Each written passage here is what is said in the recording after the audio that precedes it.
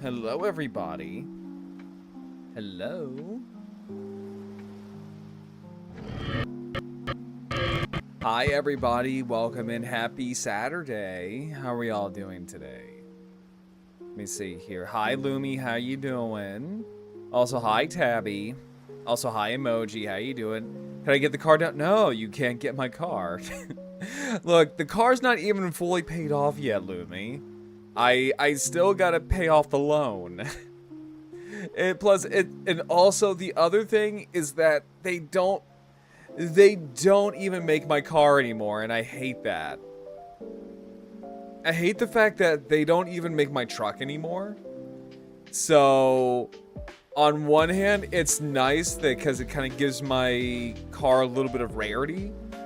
But at the exact same time, I'm like, this is also going to be a bitch whenever I, have to get parts for the damn thing. Because of the fact that they don't make the car anymore. There we go. I have to cancel or close out all of these windows here on Opera. But yes, welcome in, everyone. Welcome in. Sorry, I'm a little late today. I wanted to make dinner for once for my family, so I thought I would kind of go ahead and just do that. So that's why I was a little bit late. It was actually pretty good. Let's see here, but you have so many cars in your... Well, yes, Lumi, because I get bored, and when I get bored, I like to throw the cars in the mosasaur enclosure, and Cardin can have that. She can have the cars. I mean, I don't know what she's going to do with them, but she can have them. No, like, she can have them. She can also take all the extra bones that I don't want either. But, yeah. Yeah, I share an enclosure with a mosasaur. She beaches herself all the time and steals my food. And slaps me for it. I can't start a race with my buddies. I mean, you could always steal them. I'm just saying, this is why I'm a bad influence, but I'm just saying, you could always just steal them. You could always steal the cars.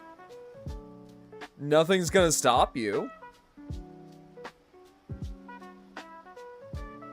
But yeah, no, so that's why I'm late, because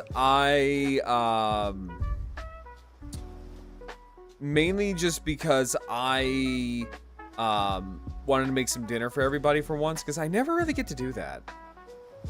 I, honest to God, never really get to do that, and I was like, you know what, fuck it. I am in a generous mood tonight, so I am gonna go and I'm gonna go make some dinner for everybody.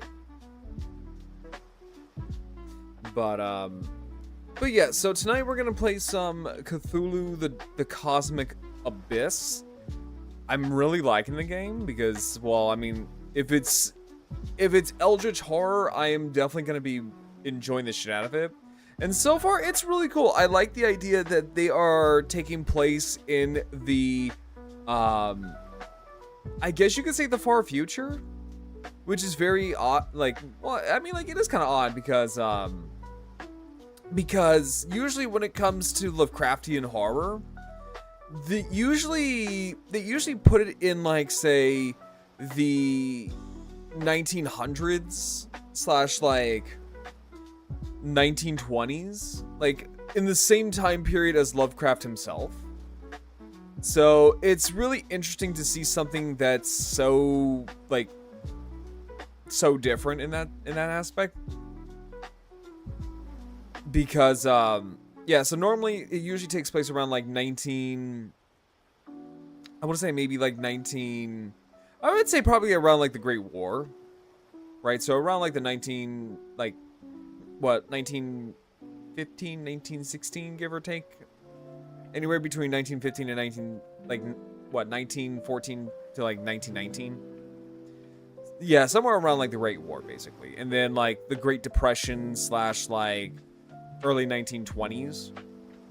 Because Lovecraft never really got to see, to my knowledge, I don't think he ever saw World War II. I think he actually died before World War II I think, even started. Or slash when America got involved. Right? So, no, it's really interesting to see things where they take something like that. And I feel like Lovecraftian horror can actually work really well in the distant future setting. Just depends on how you want to use it. But I also want to watch some like ballistics videos because I'm really loving these gun videos. There's one video from Yee Life that I think is really kind of interesting, and that is how bulletproof is kinetic sand. And I don't know, has anyone ever played with kinetic sand before? Like, has anyone ever really like actually like played with kinetic sand? I think I have, like, I want to say like, I think like once or twice whenever I was a kid, and I never really liked it all too much for some weird reason. I don't know why. It never clicked with me as a kid. It's like with Kinects. For some weird reason, I had a set as a kid, but I never really got into Kinects. It was more of like Mega Bloks and Legos. But yeah, no, kinetic sand, I always think it's kind of interesting because what you can do with it, because I believe what it is like, it's sand that you can basically just mold into just about any and everything. It's really cool. A lot of kids play with it. Although I do want to watch some more videos by Kentucky Ballistics, because I want to say he uploaded a new video.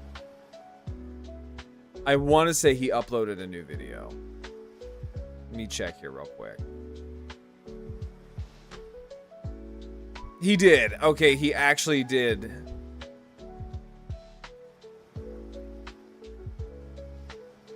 Let me see here, because I also want to watch a couple of other things before we actually like jump into it as well. Like, but I also, hang on, because right now I'm kind of like all over the place. I'm not gonna lie. I'm kind of like all over the place. Because I also want to kind of watch some like science stuff, because we hardly ever watch like science stuff right now. So so I kind of want to watch something about a basically it's like a underwater necropolis.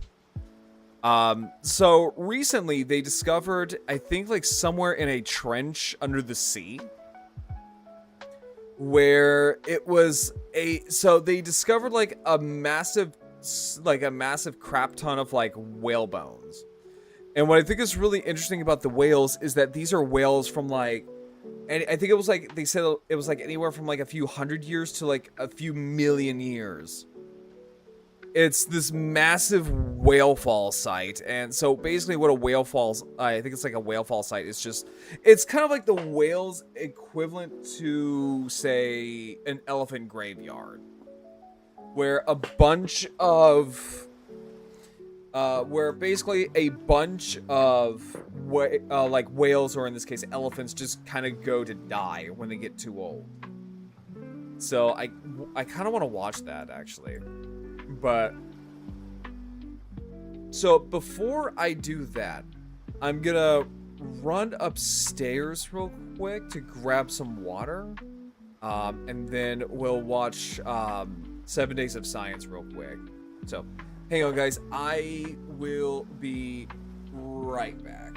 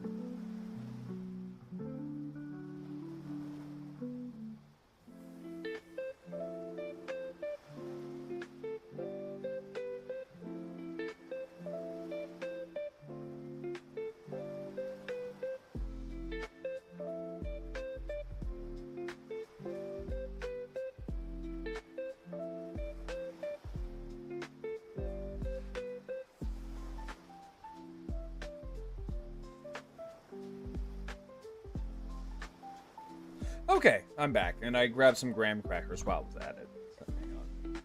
Give me a split second. I promise I didn't run fast, Lumi. I promise I didn't run fast. Ah, fuck, the damn straw is stuck. Hang on, give me a second here.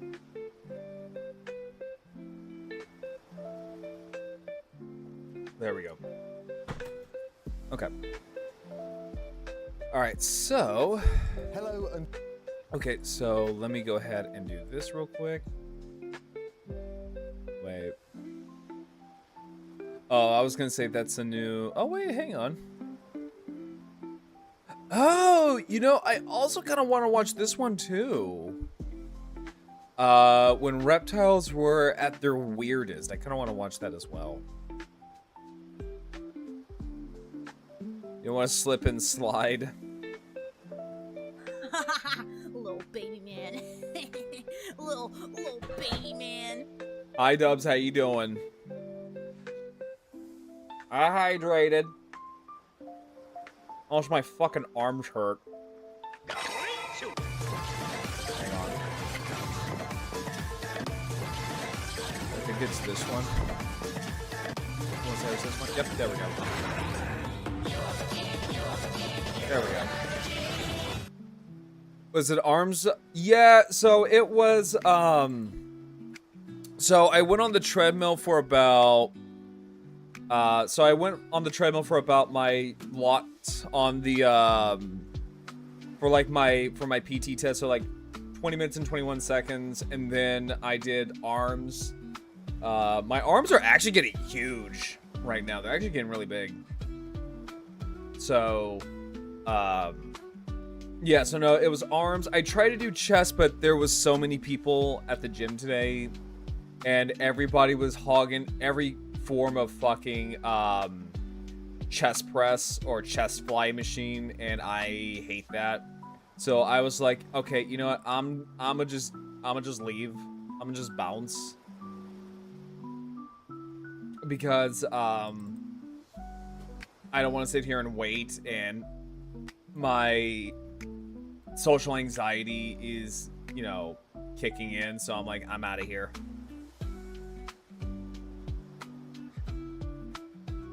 You know, honestly, I'm getting there. I am slowly getting there.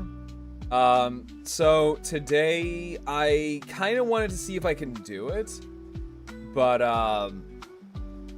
hang on, let me see here. Was it this one? Yes, it's this one. Okay. There we go. Yeah, so, so today I did about... I want to say I did about 10... No, I'm sorry, not 10. I did about 3 sets of 10 reps. Of I want to say... Oh, God, what was it? On bicep curl, it was about... I want to say it was 90. It was 90 pounds. And then for triceps, I did about 20. So about 3 sets of 20 pounds. Slowly getting there, slowly getting there. Grarl buff rhymes, goes with equals gruff. The name is Gruff. Rhymes with grug. No, I actually really love that meme. I haven't seen much of the Crudes, but I really love that meme of just like everything rhymes with grug. Rhymes with grug. And then, so on the ab crunch, I didn't do like 100 today. I didn't do like, 100 sit-ups today, like I usually do. But I did do, actually, no, I went up a little bit. So I did about 3 sets of 10 with like, I want to say 120 pounds for, ab crunch. So no, I'm getting there. I'm slowly but surely getting there. And I did my, cardio today. I did my cardio today without my vest. So usually whenever I do cardio, I do like a 14-pound vest.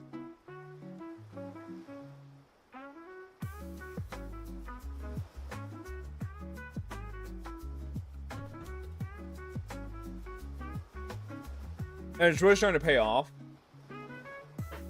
Because when I did a short little run today, I'm actually getting a lot better at like pacing myself. And I wasn't like out of breath. So I'm actually, you know, getting a lot stronger now. Now the next time I go to the gym, it will be legs.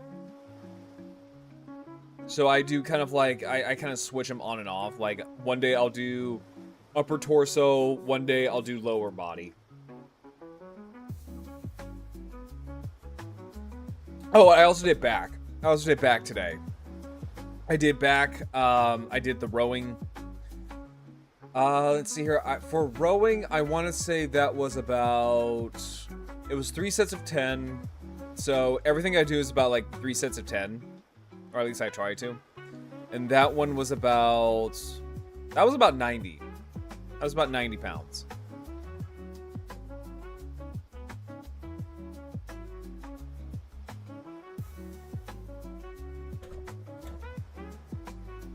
So I'm getting there. I'm slowly but surely getting there. Okay. So, let me see here. Let's see. Okay. So, hang on, let me move myself over real quick. Yeah, I don't know what that is in your measurements, Lumi, but yeah, about like 90 pounds. Like for weights. Like in terms of weight. So yeah, I can have that thing only from 1 to 2, from 1 to 10. I don't know what it means. Hey, how's it going, Star-Lord? How you doing? Welcome in. Welcome in, first-time chatter. How you doing? But yeah, no, like, I'm not where I want to be. Hi, Sin, how you doing? I'm good. What about you? I'm doing good right now. I'm just kind of like talking about my time at the gym today, and then we're gonna watch this little video about a really cool whale fall site that they found under the water, which I think is really fascinating because there are fossils under the ocean. It's just they're very hard to get. Let's see here. See here, yeah, I know, but I didn't know you could put weight on there. Yeah, no, you can. How are things on Earth? Guardians weren't there for a while. I mean, for the most part, I think things are all right. I mean, as far as I can tell. Let's see here. At the museum still. Yeah, I saw that. I saw your little Dino Nugget cardigan.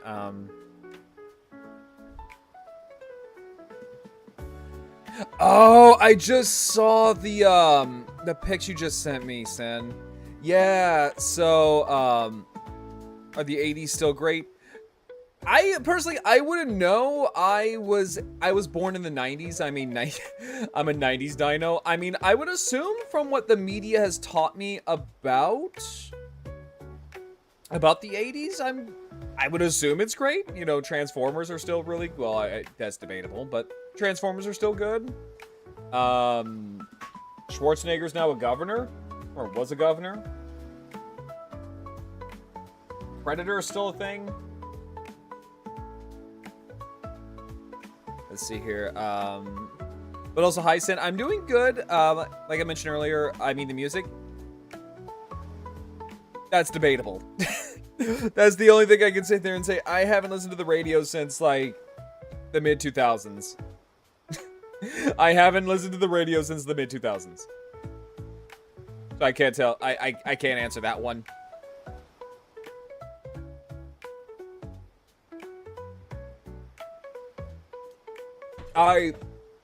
Unfortunately, I don't. Unfortunately, I don't. The only time I play, like, music is whenever I do model kit buildings. But no, here it's mostly just, like, royalty-free, Wi-Fi, lo-fi. Alright, so let's take a look at this. And welcome to 7 Days of Science. This week, scientists have discovered something truly extraordinary in a deep ocean trench off the west coast of Australia. Of course it's Australia. Whale graveyard filled with the remains of both modern and prehistoric. So that is kind of interesting because of just how rare underwater fossils are, especially in things like the ocean. Not only just the ocean, but also in something like, say, like a trench like that. You would think the pressure would actually just outright destroy fossils like that, but surprisingly no. I mean, like, we actually I think it was just relatively recently we found a pterosaur wing bone in, I think, a prehistoric underwater trench. And the stuff they found was actually really, really interesting. Diving cetaceans, the oldest of which have been down there for more than 5 million years. That's crazy. That's actually nuts. Whale evolution is so weird.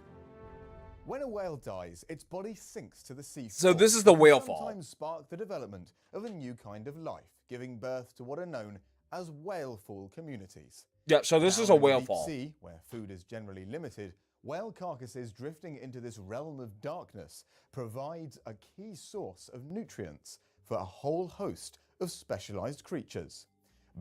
I will say this, though, is that whale falls are very fascinating just because of just how fast they become a ecosystem for other living things. It's almost like when a tree falls in the woods, they become an entire ecosystem. It's just really fascinating.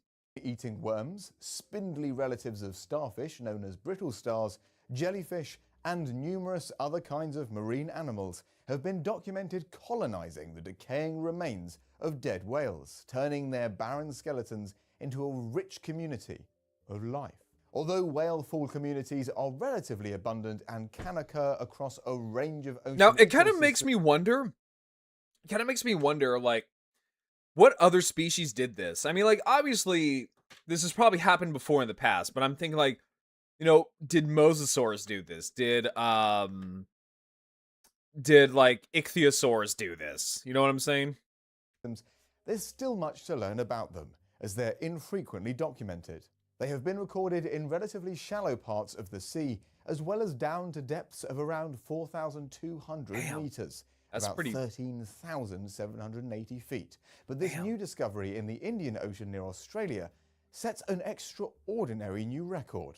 In 2023, researchers ventured into the depths of the Diamantina Zone, a fractured region of the seafloor consisting of ridges and trenches. Here, they encountered active whale fall communities, as well as fossils of prehistoric whales. Okay, this is what I was talking about.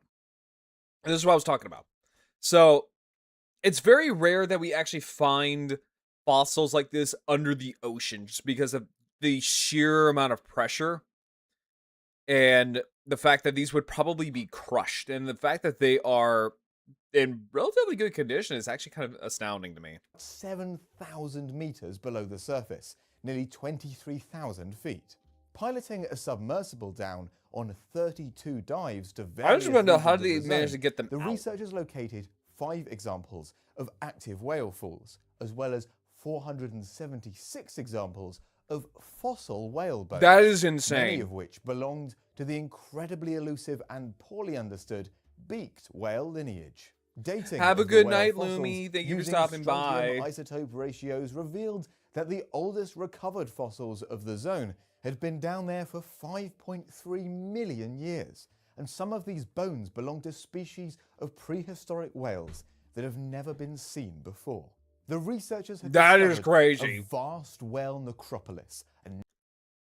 That is actually kind of crazy, the fact that we found not only just like known species of fossilized or ancient whales, but also just like here's the thing. Like, finding a new species, like a new prehistoric species, is like finding a needle in a haystack. No, like it really is, Because a lot of the times when you find prehistoric creatures, especially like things like fragmentary fossils, immediately they're sometimes lumped in as like a pre-established species, or they are labeled under, I want to say they're labeled under dubious taxona if they're that fragmentary. So dubious taxona just means that it's basically an animal that exists, but we don't really know if it's its own separate species or say an actual, or it's like another, or basically it's the same species as like a previous established one, right? A good example that comes to my mind of a dubious taxona is I want to say it's Gojirosaurus. So Gojirosaurus is I want to say it's the largest of the coelophysid family, and it is labeled as a dubious taxona. And the same thing goes for, actually no, a good one, I think it was Saurophaganax. So Saurophaganax was was an allosaurid. I want to say it was the largest of the allosaurids. For a while, in fact, actually, Saurophaganax itself appeared in anime, like Dinosaur King. I think that's actually where a lot of kids got introduced to the species. And it means Lord of the Lizard Eaters. It's metal as fuck. But it was only until relatively recently that we found out that Saurophaganax is not an actual species. In fact, it is actually a chimera. It's actually a chimera, meaning that it's a creature made up of remnants of other animals. So what we found out is that what made Saurophaganax was an Allosaurus, obviously, but also I think it was sauropod, and I want to say turtle. So, so the animal that got to keep the name Saurophaganax was the sauropod, and then the Allosaurus that comprised of Saurophaganax got labeled as like it was like Allosaurus something. I can't remember, but that's a good example of dubious taxona. I think another one would be Dakotaraptor. I think would also be a good example of dubious taxona, because that was a large. It was supposed to be the largest dromaeosaur raptor, basically. And it was labeled as dubious taxona because it was found out that it was a chimera of like tyrannosaur, raptor, I think sauropod, turtle, crocodile, and some other things. It's weird. So basically, finding like a whole brand new species of animal that's in the fossil record is a 1 in a million chance, and you managed to find that like in a fucking trench. Not just one, but multiple. You basically won the fucking lottery. Never before seen region of the ocean covering some 1,200 kilometers of deep trench where whale skeletons have been settling to the seafloor for more than 5 million years. This discovery That is insane. is hugely important for many reasons. That is actually kind of crazy. The most exciting aspect of the necropolis discovery is that these scientists have essentially uncovered a brand new kind of fossil site, one that preserves both fossils and modern carcasses, as well as living organisms feeding on the recently deposited bones. So, that is nuts. In a way, it's like a growing fossil locality in which we have Yeah, an uninterrupted like- record extending at least 5 million Like, to years think that into animals the have past. literally, like, And it's kind of mind-blowing to think that animals like this have been using this very same site where they just go off and die. You know what I'm saying? Like, they just kind of go off and die for millions of years. That's kind of crazy. it's still being added to. In addition, the nature of the fossilization in action That's here like is- that's like going to like a city that's still being in use for, you know, since Neanderthals were still around. rather astonishing. The It's the best way I can prehistoric kind of put it. beaked whale remains, mostly the bones that formed the snout, were found literally sitting on the sea floor. yet some of them had been preserved for over 5 million years, just covered by a thin dusting of sediment. The fact that these have remained here for this sort of time span, exposed on the seafloor, is simply mind-blowing. The reason they've lasted probably has a lot to do with the nature of the bones themselves. Of the 476 fossil whale remains reported, I'm just surprised in the paper, that the bones are still 43 there. were physically recovered during the dives and brought to the surface for analysis. Of these, 6 different species of whale were identified. One was a baleen whale, but was only represented by fragments of skull bones and a tympanic bulla, a specialized bone of the inner ear. The rest were of beaked whales, members of the cetacean family Ziphiidae. Beaked whales tend to have highly robust snouts composed of extremely thickened bone, and so Yeah, but what still kind of like blows my mind is that they were actually able to just find these bones like almost completely untouched. You would think because we have things like, you know, bone eating like tube worms and stuff like that, they eat the bones of like other modern whales in like whale falls and stuff like that. You would honestly think that they would eat these bones like right away. But just to find them like just sitting there, like not even like completely like in rock, but just sitting there is actually really kind of cool. such structures would have been able to survive the destructive processes occurring on the exposed seafloor and remain there, resisting decay and gradually becoming replaced by minerals over millions of years. Most of the isolated beaked whale snout bones have been attributed to 2 living species of cetaceans, Andrew's beaked whale and the strap-toothed whale.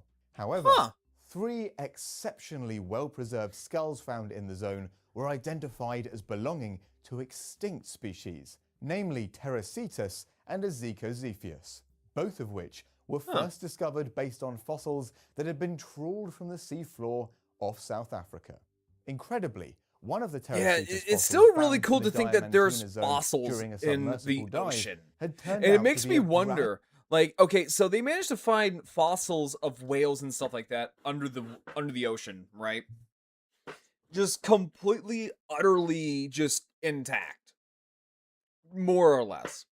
It kind of makes you wonder, like, what other like cetacean or like hell, just what other prehistoric animal fossils can we actually discover under the water?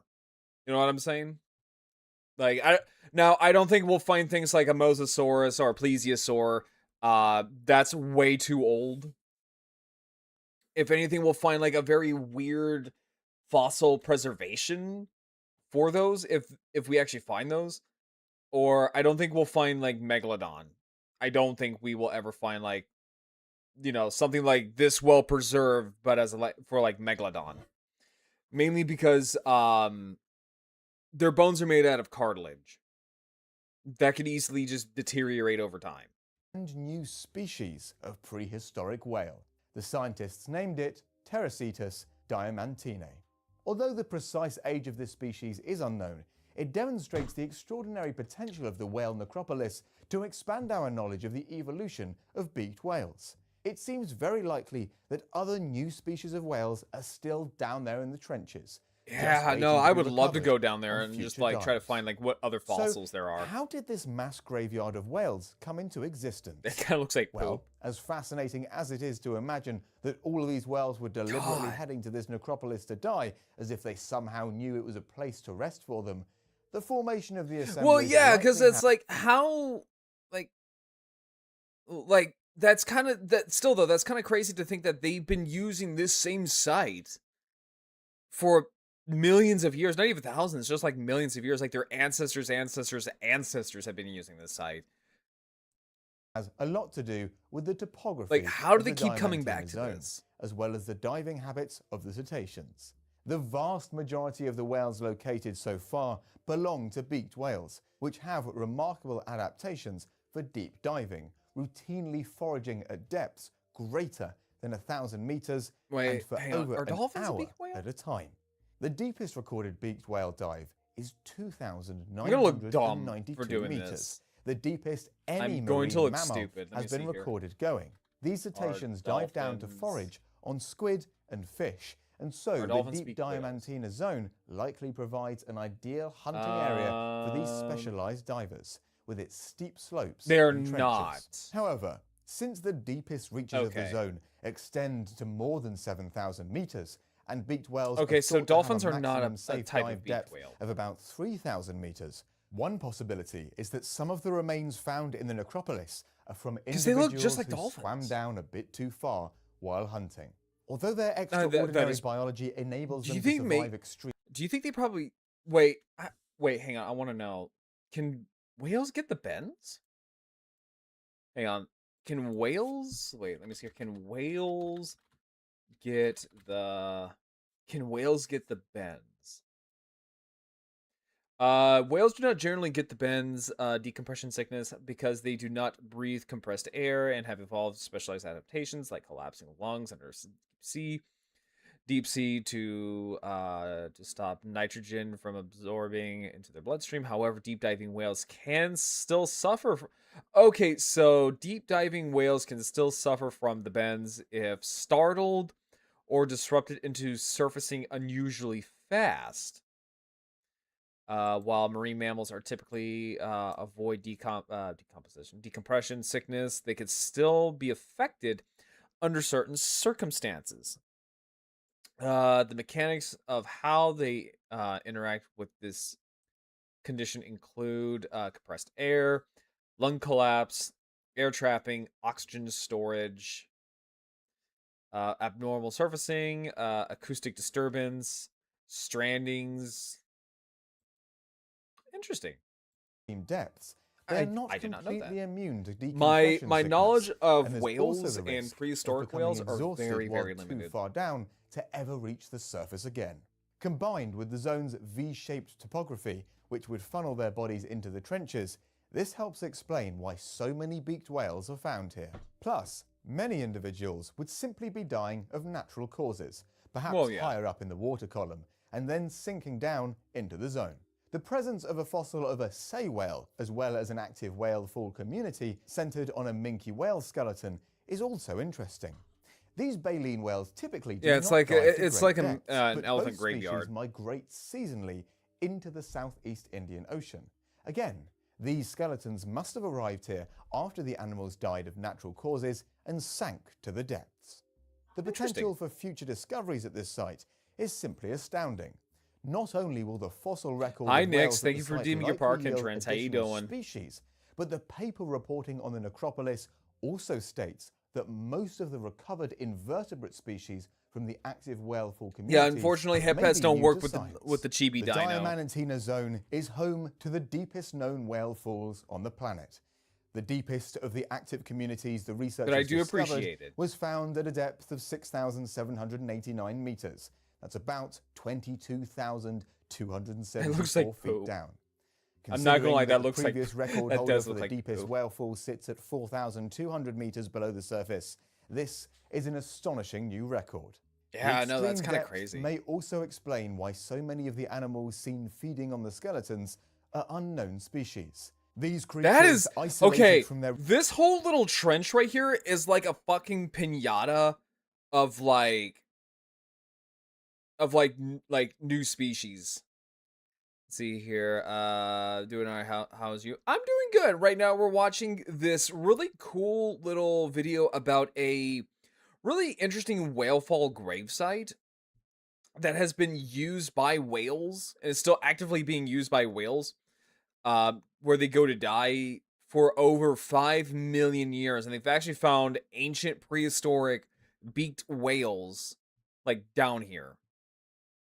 It's really fascinating.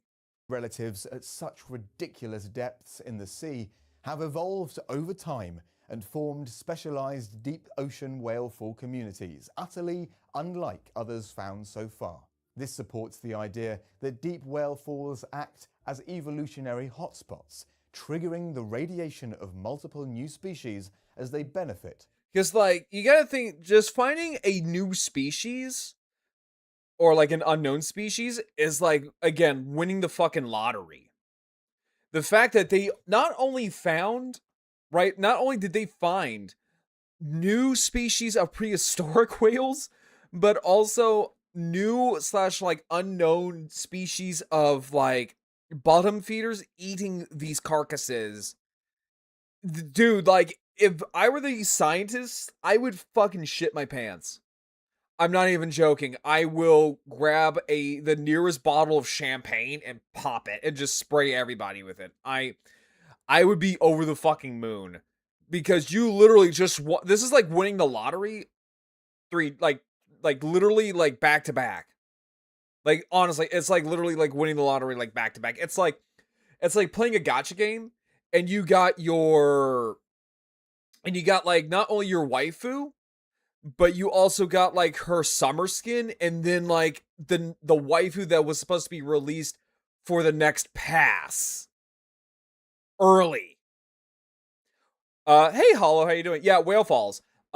Basically whale falls are like they're kind of like the elephant graveyards for whales. So basically it's a place where whales go to die. And when they die, they become underwater ecosystems. And these people found unknown species of bottom feeders, but also unknown species of prehistoric whales from like 5 million years ago. From the resources provided It's by crazy. these deceased leviathans. The discovery of the whale necropolis therefore provides us with a wealth of tantalizing new data. And this is It has the still an potential to active reveal whale so fall much site. more So about there the are still mysterious and whales hard coming study here to deep die. whales, and to serve as a natural laboratory for studying how new kinds of specialized whale fall communities arise. It also implies that this is not the only whale graveyard out there. Well, There I would are many imagine. other regions of the ocean across the planet that, in theory, have the same conditions necessary Nice. for a necropolis of this scale. Yeah, I form. saw that We there. simply have to Look, go down I'm there not gonna lie. and look. I'm not gonna I lie, really Hollow. hope you enjoyed learning I'm not gonna about lie, this Hollow. incredible new discovery. I'm kind of like I'm on the fence right now. So I'm on the fence about getting Age of the Prime's Megastorm. No, Gigastorm. Because that is my favorite version of Triptychon, and I've been wanting that for years. I have been wanting that thing for years. And I finally have the opportunity to get it. And it's so goddamn expensive. Even with my sponsorship with HobbyLinkJapan, which is your !1 hobby store for all of your anime figure and gunpla needs, the best thing about HobbyLink is that they do ship worldwide. It all comes straight from Japan. And if you use my chat command code !HLJ, take you directly to their website. And if not, there are the panels down below. They'll take you there as well. So even on HobbyLinkJapan, they still charge you like nearly. They still charge you like over $200. Yeah, no, I desperately want it because hang on, let me show you guys. Let me just show you guys what we're autistically going on about. Let me show you guys real quick. Right?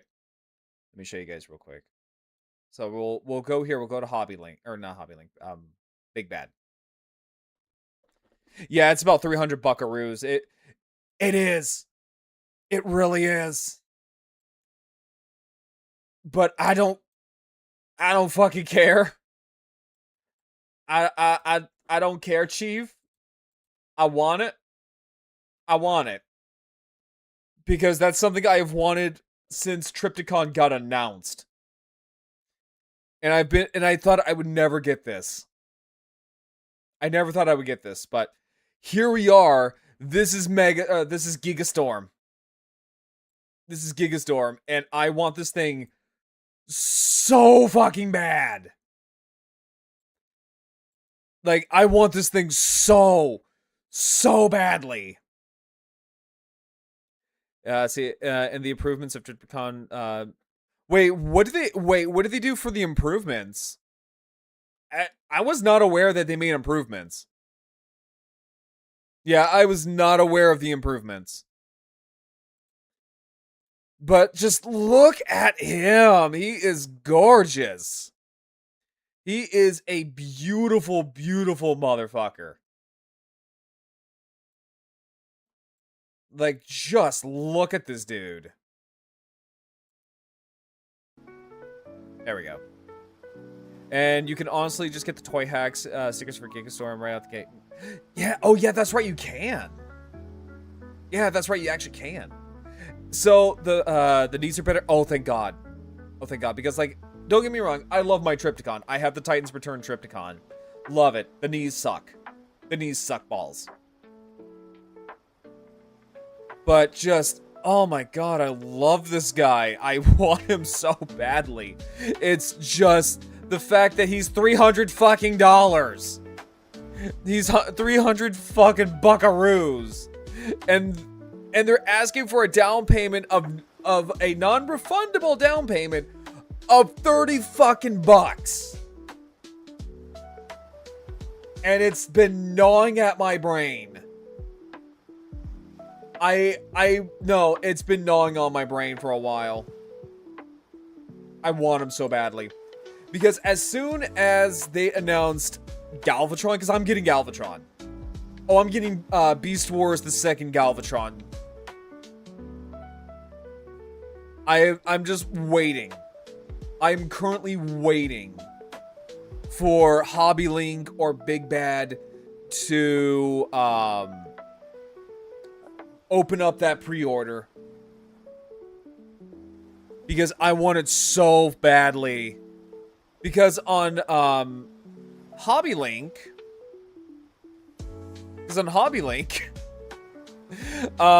it's slightly cheaper, but it's slightly cheaper by not much.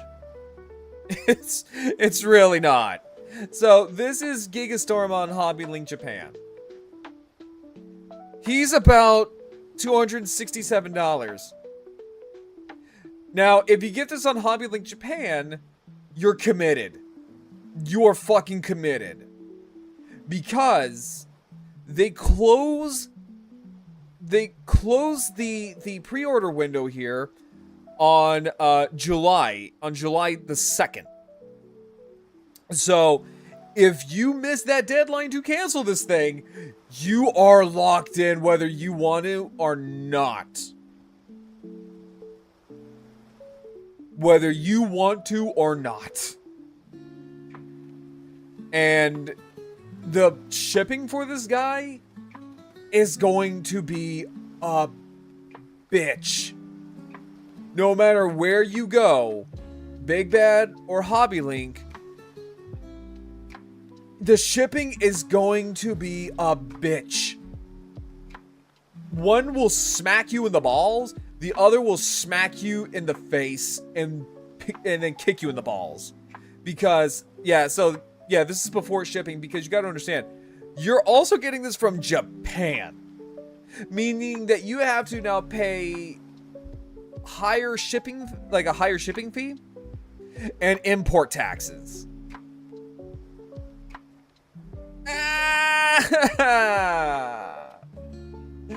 Oh, I hate it. Oh, I hate it. I absolutely despise that. But I'm probably gonna get. I'm not probably. I am. I'm getting this. I'm 100% getting this. I just gotta pay off my my rigger for my T-Rex model, and then once that's done, then I'm gonna go and just drop some money on this guy. And I'm gonna probably try to get some in-store credit for this guy. So that way it can cushion the blow just a little bit. So that way I'm not gonna burp up nearly $300 for this fucker. Yeah, no. That's what I'm saying. Like, I'm gonna try to do some in-store credit. So that way, when the time comes, I'm just not gonna burp up $300. Yeah, no.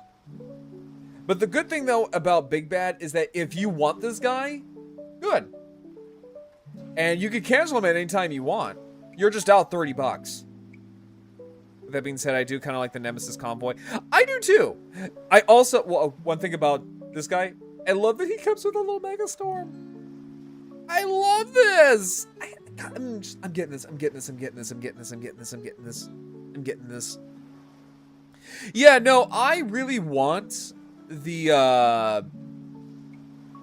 Nemesis Star Convoy, but it's just like, it's so expensive.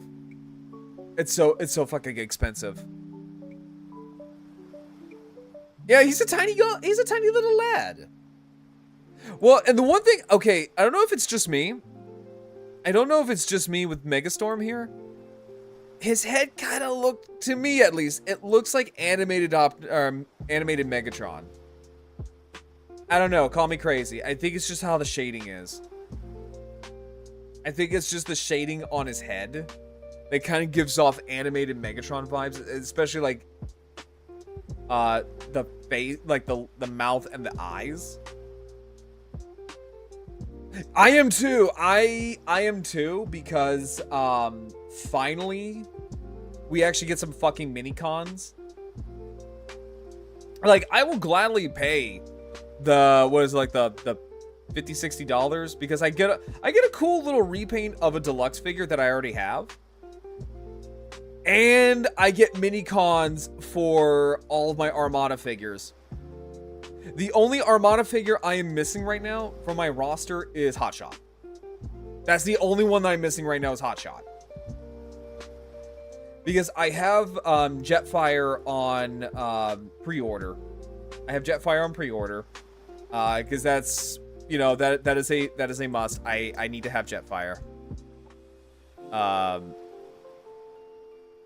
Sorry, Dalek just sent me something from her little. I love the fact that she's having so much fun with her little role play. Like with her little role play thing. I think it's $70, but I want that Dark Saber.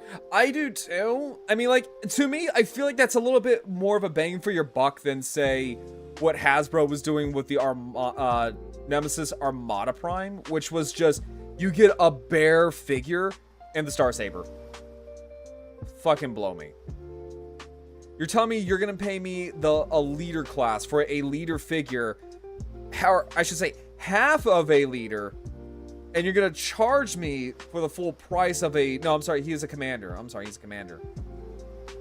Oh, now that I think about it, yeah, no, never mind. So I was thinking like, wait, no, Armada Prime was a commander. Never mind, I'm dumb. Yeah, no, I want that leader one too. And I'm kind of on the fence of getting the upgrade kit for Armada Prime, because I think he's fine on his own. I honestly, like, okay, so I think he's okay on his own. I think he's fine.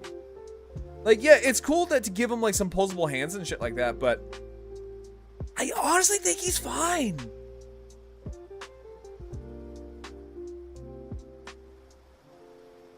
And then also, Diaclone can't do this to me, man. You can't do this to me, man. You do this right here. I mean, okay. I've always wanted this set. I know nothing about Diaclone. I know diddly dick about Diaclone. But every time I see the Warudo set, like this particular set, I want it so badly. Because this right here just looks insane. Because you can combine them together to make like this really badass looking kaiju mode. But the problem I have with Diaclone figures is that they cost so much money. That's $400. That's $400. Now, granted, they're huge. I've seen videos of this thing. It is gargantuan. It's absolutely massive.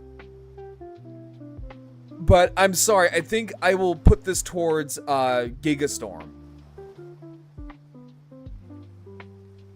But, oh man, it's just every single fucking time, man. Every single fucking time. No, like, I love these Diaclone figures. I absolutely adore these Diaclone figures. It's just, they do have a very dedicated fandom. But they are very very, very, very, very, very expensive. Especially the ones that I like, because I like the more monstrous ones, like this one right here. Like, I think this is like on the smaller end, and this one's expensive as shit. This is like 200 buckaroos. This is 200 fucking wing wangs. And again, I think they're pretty big. These aren't small. And they come with like LEDs and stuff. It's fucking Nutter Butters. And they do collabs. Like they weirdly do a lot of collabs. One of them I just passed it. They did one of Gridman. They had a Gridman collab. And it looks really good. I don't know. I might, if I want to dip my toes into the Diaclone figures, I'd get Gridman. Because he's, I don't know if he's small, but he's basic enough for me to like kind of play around with it and get a feel of Diaclone to go, maybe I like this. Maybe I'll, sink more of my money into a hobby that I'm gonna, cry about. Diaclone comes off cool, but dang those. Yeah, that's the only thing that's holding me up on Diaclone.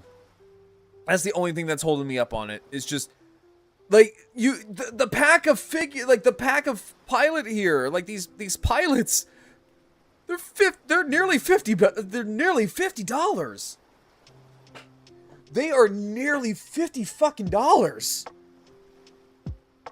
I'm sorry, but like if I want like a really cool like little mecha like this, okay. This has been on my obsession for a long fucking time because every single time I look at this thing on eBay, every single time I look at this guy on eBay, I want him more and more every single time I look at the guy.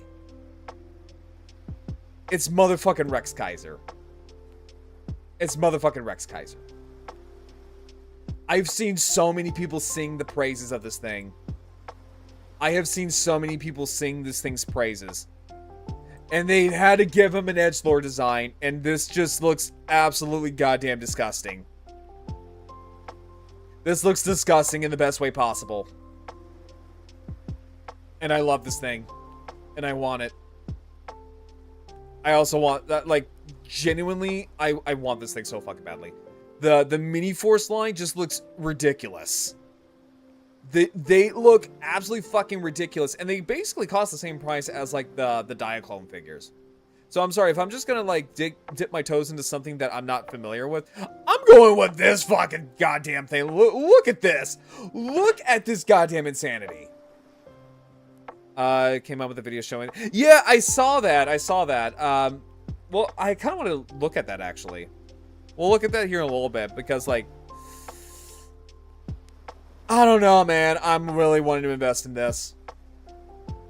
I'm really, really wanting to invest in this so badly. But each of these figures, every single time I look at these figures, they're like $50 fucking a pop.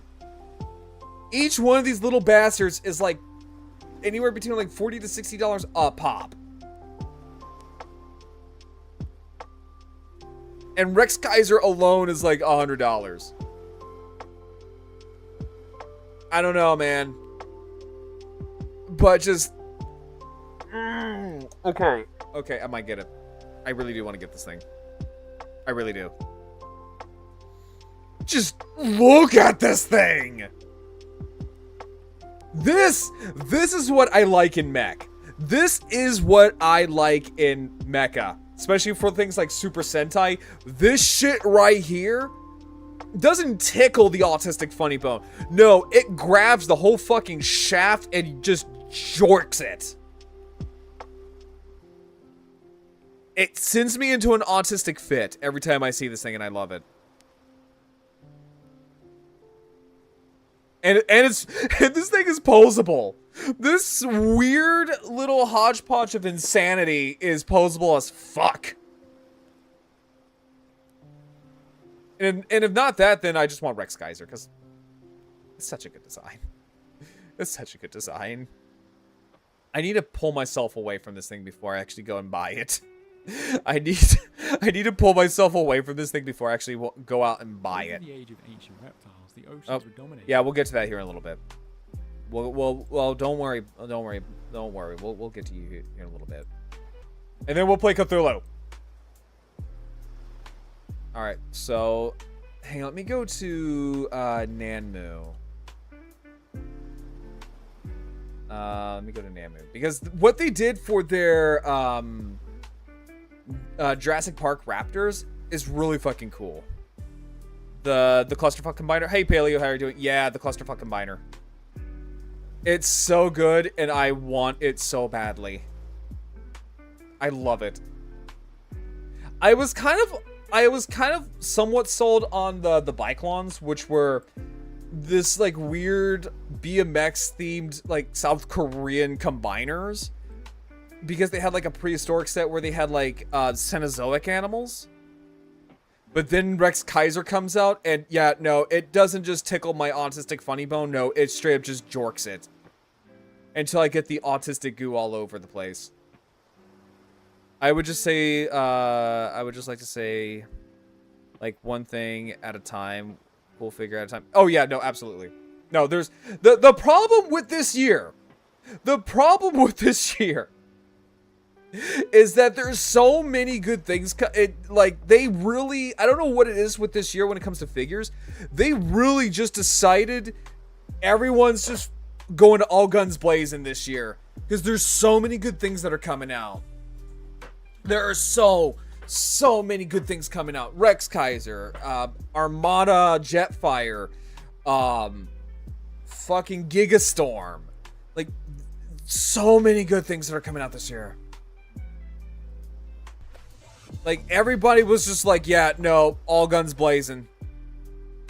All guns blazing this year.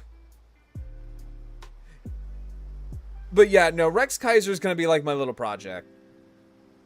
He's definitely going to be my little project. Because I'm going to just have to buy him, like, piece by piece.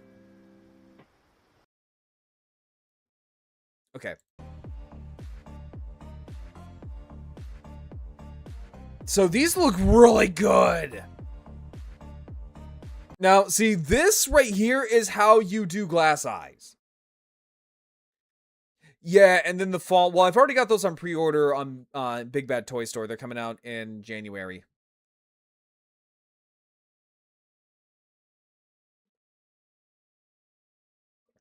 Again, so many good things are coming out.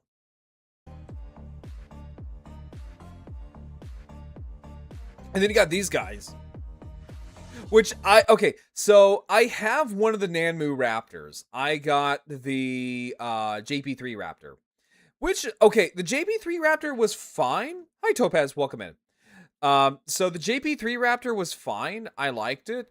I wish that they gave him different hands, because the hands looked a little, they were not the best. But like for their first outing for like posable figures, they did a good job. But here, nah, they knocked that shit out of the park.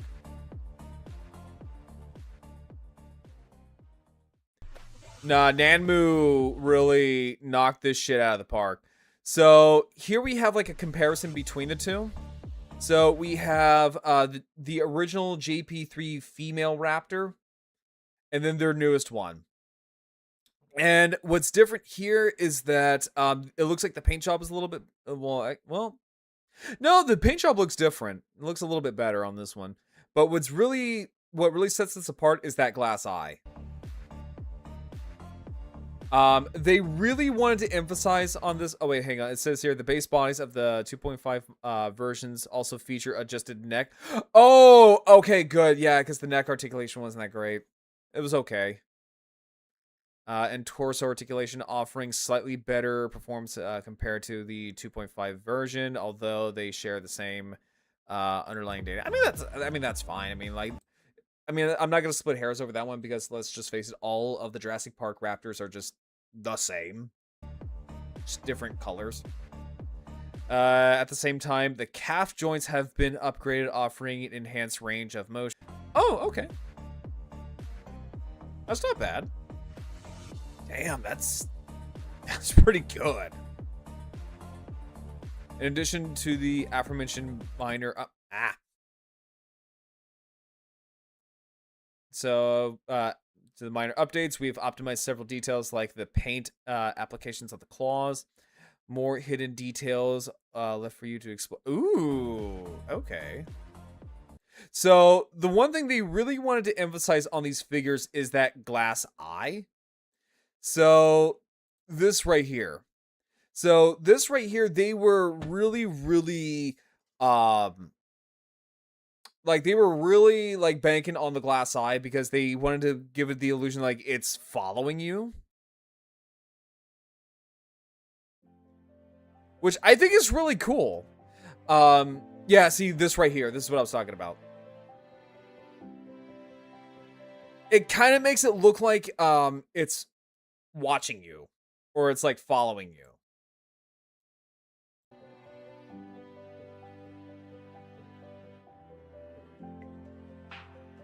Which I think is really cool.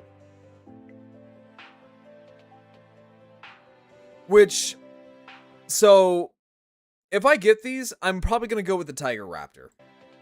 Because they're my favorites. Next to the JP3 Male Raptor. Hey, Ranma, how you doing?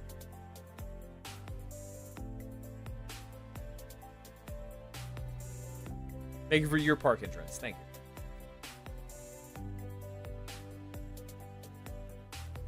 That is insane. Now, the Hammond collection did glass eyes. They're just not very good. But here, this is how it's done. This looks so good.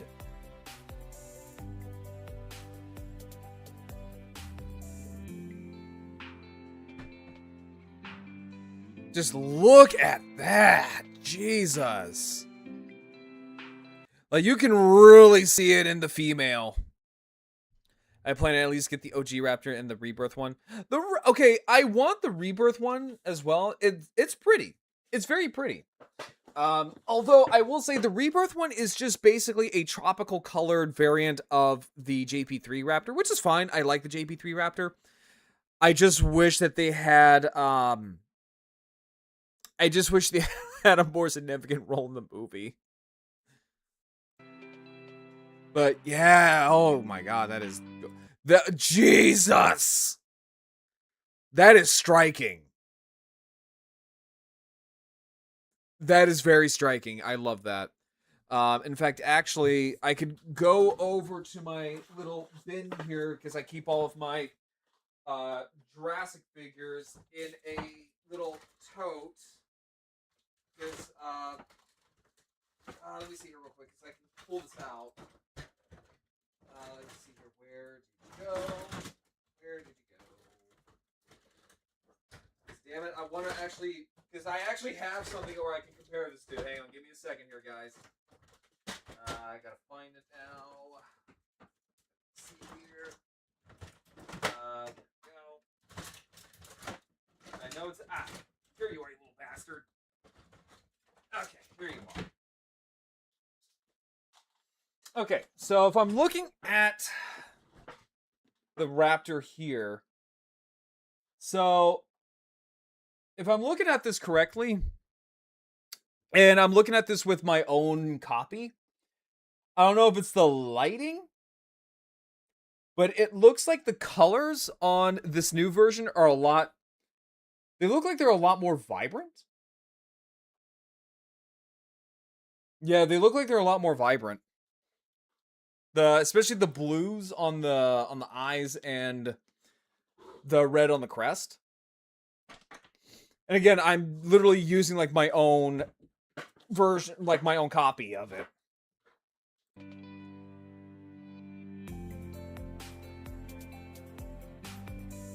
Damn, that's nice. Oh, there we go. There's the Rebirth Raptor.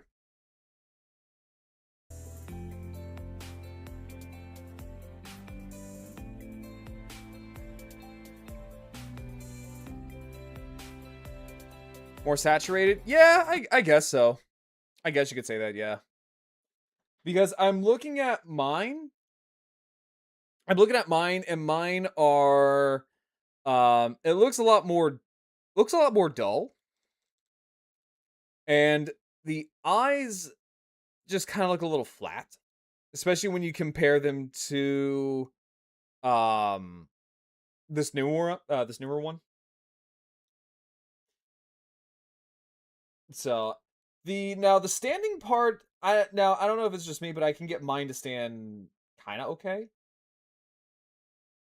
If I can position the tail just a little bit. Like if I get him to stand up a little bit taller, he can stand via tripod. But or like if if you give me a little bit of time, I could probably feng shui the body around, make it stand on its own.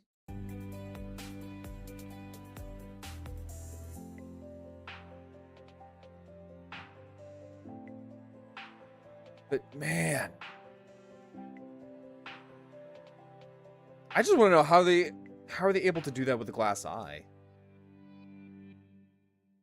It kind of gives me like the does anyone remember the little holograms you would have as like a kid from like the 90s, and you would move it around and it looks like it's like moving or something like that, you know what I'm talking about? Those like little holograms. That's what it kind of gives me the that feel. Let us wait and behold. But yeah, no, like that's really good. Oh, that's good soup. That's good pie. That's really good. Oh god, no, this is making me like super excited. Ah, oh god, what the fuck? No, go the fuck away. So it kind of makes me wonder if they'll go back and do that for like some of their other earlier releases as well. Maybe like now I don't know if they'll go back and like do this for like other things like the V-Rex or something like that, but that'd be actually kind of interesting. I imagine it's because of the added detail of the inside of the eye, like the irises and the pupils. Yeah, basically, yeah. Basically. But yeah, it just kind of gives me that that old vintage like hologram kind of like movement illusion. You know what I'm talking about? Hang on, let me do this real quick. Uh, so your old 90s hologram.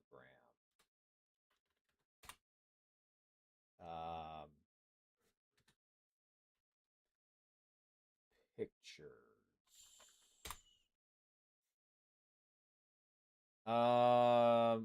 Good example here. Good example here. Here we go. Perfect. So things like this, like that's what the eyes kind of like remind me of, or stuff like this right here. That's what it reminds me of. Maybe I feel like an update for the V-Rexes would be cool, but I doubt they'll. Yeah, no, like I'm not asking for like the glass eyes. I'm not asking for like the glass eyes, but I'm asking for like, just like an update. No, an update on like the articulation and stuff like that, because, or maybe make them maybe just make them a smidgen bit bigger. Since now, there is a demand for these types of figures. People love them. People want more of them. So maybe they can go back and redo the V-Rexes and make them.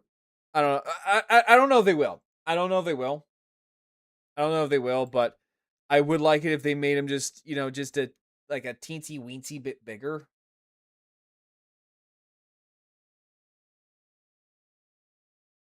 And then add like modern articulation, or like not modern, but like more up to date. All right, so let's take a look at this. So this is when reptiles were at their weirdest.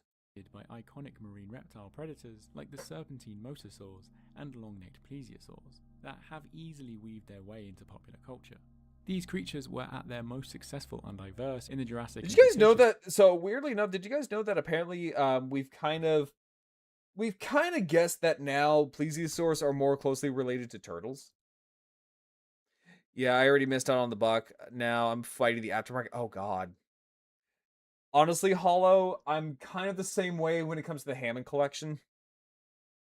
I'm kind of the same way with the Hammond collection because Mattel does not like doing reruns of the Hammond collection. They will do everything but re-release very hard to find stuff. I'm looking at you, Ankylosaurus, an irritator. Also, thank you for the lurk, Hollow. Periods it's good to see you again. But for a time, early on, the oceans were occupied by a very different type of marine reptile. Many of them were closely related to the ancestors of more famous marine reptiles, and some of them were highly specialized. I love Nothrosaurs. Nothrosaurs. Ecosystems. I love Nothrosaurs. They're so cool. They're kind of like what you would get if you mix like a monitor lizard with like, say, kind of like a seal or like a marine iguana. They're so cool. Even if only for a brief moment in time.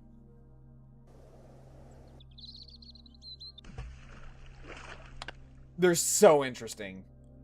During the Jurassic period, the top marine predators were plesiosaurs and ichthyosaurs, both of these animal groups possessing advanced aquatic adaptations like fins, streamlined bodies, and the ability to give birth to live young, allowing them to dominate their aquatic environments. But it wasn't always this way. Both of these lineages of aquatic reptiles trace their ancestry back to the Triassic period around 250 I did not know million that. years Well, ago. with The ichthyosaurs, I Triassic knew period that. took place after the worst mass extinction in the Earth's history, The Great the Permian Dying. extinction, caused by large-scale volcanic eruptions in Siberia. Due to empty ecosystems and a course lack it's of the fucking competing Russians. species, it was easy for the surviving animals to spread out and diversify quickly. This made the Triassic a time of rapid evolutionary innovation, seeing the creation of many new species. There were many strange Triassic Yeah, creatures with Longus non-living Squama, symbols, such a and nothing weird holding little life together. guy. So, I think the consensus is now they're kind of like, so they're not, so those are not feathers, right? To my knowledge, I believe scientists have basically stated like those are not feathers. But I do know that there were previous like past iterations of Longus Squama where they thought it was like a glider. Which kind of like stuck around in pop culture. I mean, hell, there's a Zoid based off of Longus Squama off of that very old depiction. But yeah, if I remember correctly, they kind of guessed that now Longus Squama had like just one single row of these things, and they were mostly meant for like, I want to say like cooling and like display purposes. However, many massive long-standing groups of animals trace their origin back to the Triassic as well, like crocodiles, lizards, true mammals, pterosaurs, and of course dinosaurs, giving rise to birds. The birds. The extinction event The was bad bird for is the land word, animals, chat. but The bird absolutely is the word. cataclysmic to oceanic animals.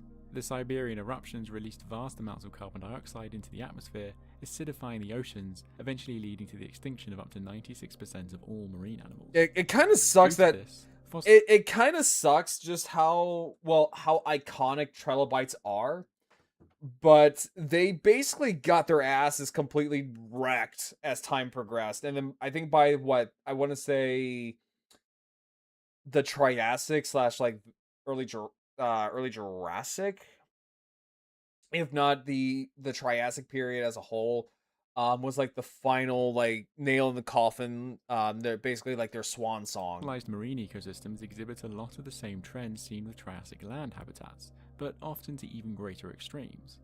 In the earliest parts of the Triassic, Because I don't think ocean trilobites ever ecosystems really got to experienced see a the sudden Cretaceous. appearance of large amounts of just one type of animal. God, Like that's tiny fucking weird. crustaceans named ostracods and various shelled animals were extremely dominant preceding the extinction event. These blooms of numerically dominant animals that weren't very diverse in terms of the amount of species are called disaster taxon, because they are a very noticeable fossil trend after big extinction events. These creatures that dominate shortly after the extinction were all small opportunistic scavengers, which meant they were not only more likely to survive, but better equipped to deal with the challenges of living in the stressed environment that followed for millions of years in the Triassic period. The calaria in the early Triassic were also noticeably smaller than in the Permian. So and they're this kind of is a like pattern seen in scallops. fossilized snail shells from the time too. This is because smaller animals require less energy to survive, so it is beneficial to reduce in size while living through a sick ecosystem, and this is known as the Lilliput effect. However, it didn't take long for more complex ecosystems Those are to really take hold. pretty. Far up in the Arctic island of Svalbard contains an ancient ecosystem that is buried into an icy mountainside named the Gripia Bonebed. It is dated to the earliest parts of the Triassic, 247 to 249 million It's years kind of ago, interesting just right how, after the Permian like, extinction, and its fossils How show it would like have just been some of the most overflowing with weirdest marine remote creatures. places have like In the fossils that Permian are period, from although like definitely not tropical rare, bony islands and fish, stuff. which is one group of marine animals among many others. During the early Triassic, they became the overwhelmingly most abundant fish or marine animal of any type, which was the origin of modern sea ecosystems which still persist to this day. This is seen in the Grippier bone bed, with the teeth of bony fish being one of the most commonly found fossils, and alongside the fish were marine reptiles, specifically very early ichthyosaurs. Ichthyosaurs are famous. I would for being love the to most see. marine adapted of I would love to see like the land-dwelling ancestor of ichthyosaurs, because to my knowledge, I don't think we have found them. I think we have never really found that like basal land-dwelling ancestor. all the marine reptiles. To my knowledge, I'm developing not fish-shaped entirely bodies sure from the about that Jurassic one. Period. Although the ichthyosaurs found in the Grippier bone bed aren't as fish-like as their later relatives, they were still remarkably adapted to their aquatic environment so soon into the Triassic. In the rock formation, the crazy. bones of a small ichthyosaur named Grippier have been discovered that was only a little larger than a meter, and despite being one of the earliest look at ichthyosaurs in the this fossil little record, guy. was already completely adapted to the sea and unable to return to the land. The largest animal in the ecosystem, and among one of the largest animals on Earth at the time, was a marine reptile named Symbospondylus. The Symbospondylus remains found in the ecosystem are all very incomplete, but show these creatures may have already been pushing the size pretty of the big. great white, or perhaps even larger already this soon after the Permian extinction. There are vertebrae of an aquatic ichthyosaur that have been dated to 250 million years ago from an unidentified species. These creatures are so adapted to their environment so soon after the Permian extinction. It's so weird to there is think that widespread like speculation this that early ichthyosaurs on, may actually they trace were their already aquatic like lineage to the late Permian, then diversified already quickly like in the permanently in Triassic the due ocean. to lower competition, although currently their fossils haven't been found before the Triassic. Many marine creatures quickly benefited from the lack of competition after the mass extinction, but also the abundance of shelled creatures. Cartilaginous fish, like the ancient relatives of sharks and rays, were hit particularly hard at the end of the Permian, but a group of them named the hybodonts bounced back and became extremely successful straight away. The hybodonts, like in the so before like the Triassic, they had like this really weird one. I don't think it was like a shark relative. It had like it mainly just because of convergent evolution. I think it's a relative of like modern day chimeras, chimera fish. It's called Helicoprion. And what's really fucking wacky about Helicoprion was that Helicoprion had this buzzsaw, a literal living buzzsaw, and it was just filled with teeth. It was so strange that for decades, decades, we had no idea what the fuck this thing was even supposed to be. Because it was so strange. I think people actually thought when they first discovered it, I think they thought it was like an ammonite. But then upon closer inspection, it was like, oh no, this is just a tooth. These are teeth. And this is a whirl full of teeth. And they belong to a fish.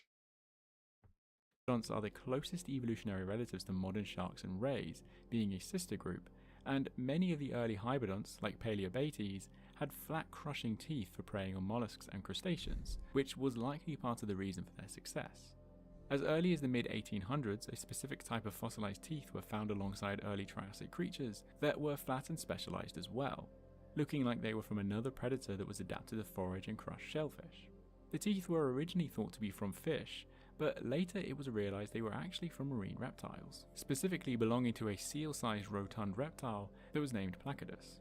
Remains from this reptile It's such a have been weird little found guy. from China to Europe from around 240. The Triassic period was such a and weird it little looks like it time. evolved directly as a consequence of the Like, look at this fucker.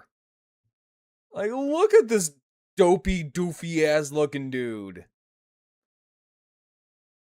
He looks like he would have like the cartoony hillbilly like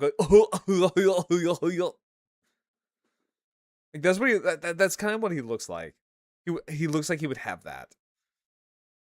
This is why I love the Triassic period, because there's so many weird animals during this time. abundant amount of clams and mollusks living at the time. They had very specialized teeth for foraging and cracking hard-shelled animals, hard and flat teeth at the back for crushing, but also chisel-like teeth protruding from the snout, likely for sieving through sediment for their prey. Although Placidus was one of the first, they were one of an entire order of most of these shell crushers named the Placidonts. That quickly That is diversified okay. and That one's spread globally, weird. being very successful in the Triassic. Animals that are adapted to eating hard-shelled prey are known as gyrophagists, but it is actually rare for animals to be so specialized for this lifestyle alone.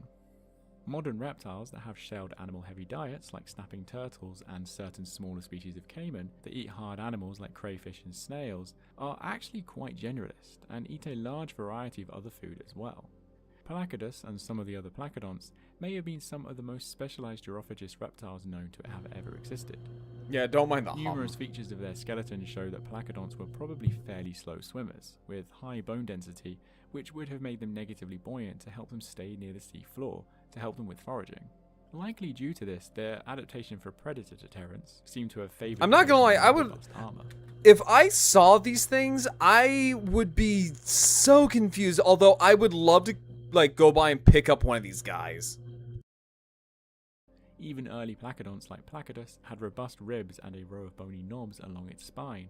No, really, I would be very tempted However, to try to, like, pick one of these guys up. And Hinodus evolved even more and larger osteoderms to the point where they superficially resembled turtles. Other placodonts, named the Chimodontidae, adapted a segmented shell that was more like the carapace of a horseshoe crab. That is so weird. Despite their resemblance to turtles, they were very distantly related, and actually the placodonts' most famous close relatives were the plesiosaurs. Yeah, And both see, that's what I was descend talking from about. The same lineage of reptiles that adapted to life in the sea, named the sauropterygians. Although the plesiosaurs would eventually come to dominate the seas in the Jurassic period, Yeah, so in that's the what I was early saying. Like, they're Triassic, more they weren't actually not the most closely common related, but predators, they are at least in related. shallow coastal environments. The top apex predators along I the love coast of this the early thing. Triassic were a group of semi-aquatic marine reptiles named the nothosaurs. The nothosaurs were also sauropterygians and even more closely related to plesiosaurs. However, I in love very these large guys. The majority of them were still able to exit the water and walk or bask on land, living like seals or sea lions. The nothosaurs were named. Although I will say these things would be kind of terrifying to come across. Like, if you're just walking on the shore and you see this thing that looks like the weird hybrid of, like, a plesiosaur and, like, a marine iguana or, like, a sea lion.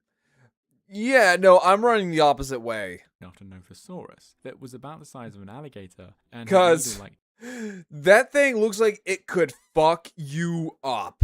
teeth, which is usually an adaptation for eating slippery prey like fish and squid. The needle interlocking teeth were common across the whole group. Although it but would they be had a kind of varied cool to diet. see them. Another smaller nothosaur, named Lariosaurus, has fossilized stomach contents containing the osteoderms of a juvenile placodont, showing that at least some of them ate other marine reptiles. Lariosaurus I mean, that lived wouldn't in be the too early surprising. Triassic 240 million years ago and had an amazingly preserved fossil known from the Swiss Alps with skin impressions still intact. It had webbed fingers, and due to the placement of some of the surviving skin, it has been inferred that they likely had muscular limbs, which has led researchers to believe that instead of swimming by undulating like a crocodile or monitor lizard, nothosaurs paddled like seals. They were Oh, less that's actually kinda hydrodynamic than cool. later marine reptiles, and it looked like they were capable of powerful strokes for quick acceleration over So they were kind of just like the reptilian version of a seal. Interesting. short distances.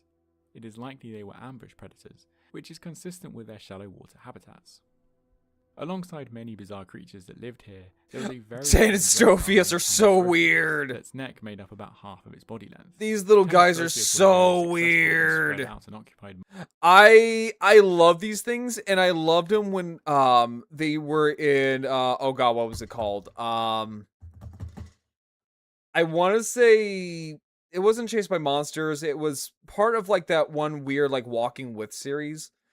No, I think it was like, yeah, I think it was called like Chased by Sea Monsters. I'm not sure. I think it was where the guy went back in time and tried to catch a Tanistrophius, and it detached its tail.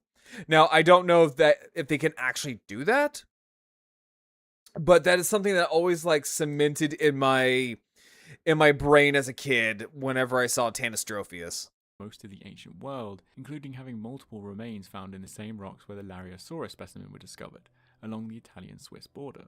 This part of the world was an ancient coastline, and in 2023, re-examination of some remains found that at least one of the Tanistrophius fossils in life had met a very violent end. Oh. The fossil seemed to have shown that its neck was severed under the pressure of a bite from a very large predator, and the most likely candidate was a nothosaur. Most Nothosaurus were medium-sized predators, but the remains I mean, of I a could see giant it probably species of eating it. Nothosaurus named Nothosaurus giganteus have been discovered. Jesus! 7 meters long, which was very large for the time. It also had a more robust That's like skull, this. That is probably like the equivalent of like a leopard seal. potentially adapted for hunting larger prey, and so is the most likely candidate for the attack. During the Triassic, there were no shortage of shallow sea Yeah, I ecosystems. wouldn't put it The past me. supercontinent Pangaea made a giant C shape that surrounded an ancient tropical sea named the Tethys that was characterized by having many shallow lagoonal environments up its coast. In addition to this, the Triassic is when Pangaea began its long process of breaking apart that created lower-lying areas of land that were flooded. The position of the Earth's continent at this time is the I bet it reason would. animals I like bet you Nothosaurus $20 and that sea Placoderus was can be really, found really in far-off warm. places like Europe and China, because these regions were all part of the same very large coastline that would have had a seamless spectrum of ecosystems. These warm, shallow seas with easy access to sunlight drove the evolution and an explosion in diversity of many semi-aquatic reptiles. The Sauropterygians were just one lineage of aquatic reptile, and they weren't the only one. Ichthyosaurs came from a different, unrelated Ichthyosaurs are evolutionary okay. group.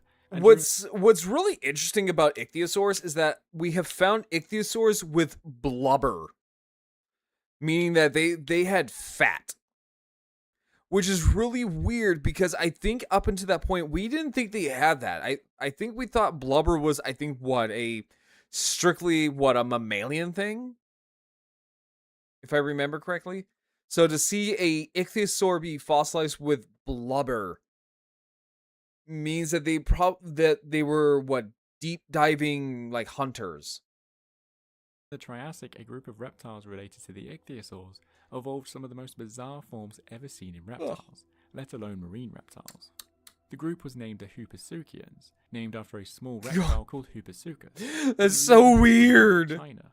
Hooposuchus had no teeth, and its fins had more than the typical 5 digits of most vertebrates. Look at, oh my god, he's so 7 digits on its adorable. front fin Look at this pudgy little guy. and 6 on its hind fins. It also had interlocking armoured plates running across the top of its spine.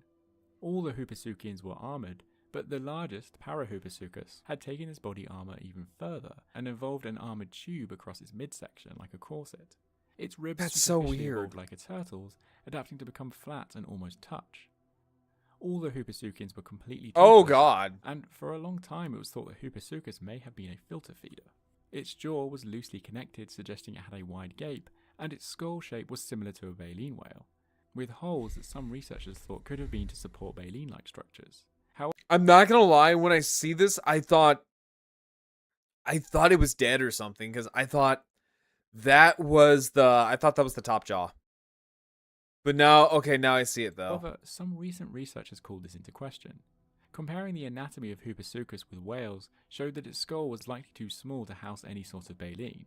But also, Hooposuchus was likely too small for filter feeding to be worth it. It probably Normal ate like a predators pelican. that try and capture a single elusive prey hit a size limit where a larger body becomes too inefficient for the prey capture to be worth it. I would think it However, probably ate for like a filter pelican. feeding animals like baleen whales, a larger body size actually makes them more efficient.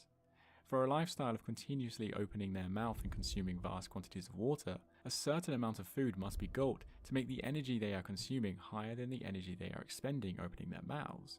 Working with digital models, it is likely that this is unattainable for very small creatures, and so likely that's wouldn't pay fair. off. Another theory to explain the strange features of the mouth and skull of Hooposuchus is that they may have fed like a diving pelican. Yep, see, this is what I was Pelicans talking about. capture their prey by sucking up the water around their target, and hopefully the prey with it, being able to gulp up to 10 litres of water in a single go. The most specialised of all the Hooposuchians was Eretmorhapis. It had much thicker armoured plates, reminiscent of a Stegosaurus, and had disproportionately large fins, where the digits splayed outwards rather. God, that is probably as close as you're gonna get to like a reptilian platypus. Because geez, that is a fucking hodgepodge. So you got these big giant slapping flippers. Basically what looks like a duck's bill. The plates of a stegosaurus, the body of a lizard. than being swept back. Like this looks like something you would create in Spore. It had a tiny head with very small eyes, and had a bill that looked a lot like a platypus. Eretmorhepis lived in shallow, murky lagoonal environments, and it is thought that its eyes reduced in size to become reliant on other senses. It has been speculated that, like a platypus, it may have been able to sense the electrical signals in its prey. This is Yeah, known I as mean, like, that's probably the electroreception, equivalent and of a although there isn't platypus. direct evidence of it in its fossils, there is a real possibility it could have lived this way.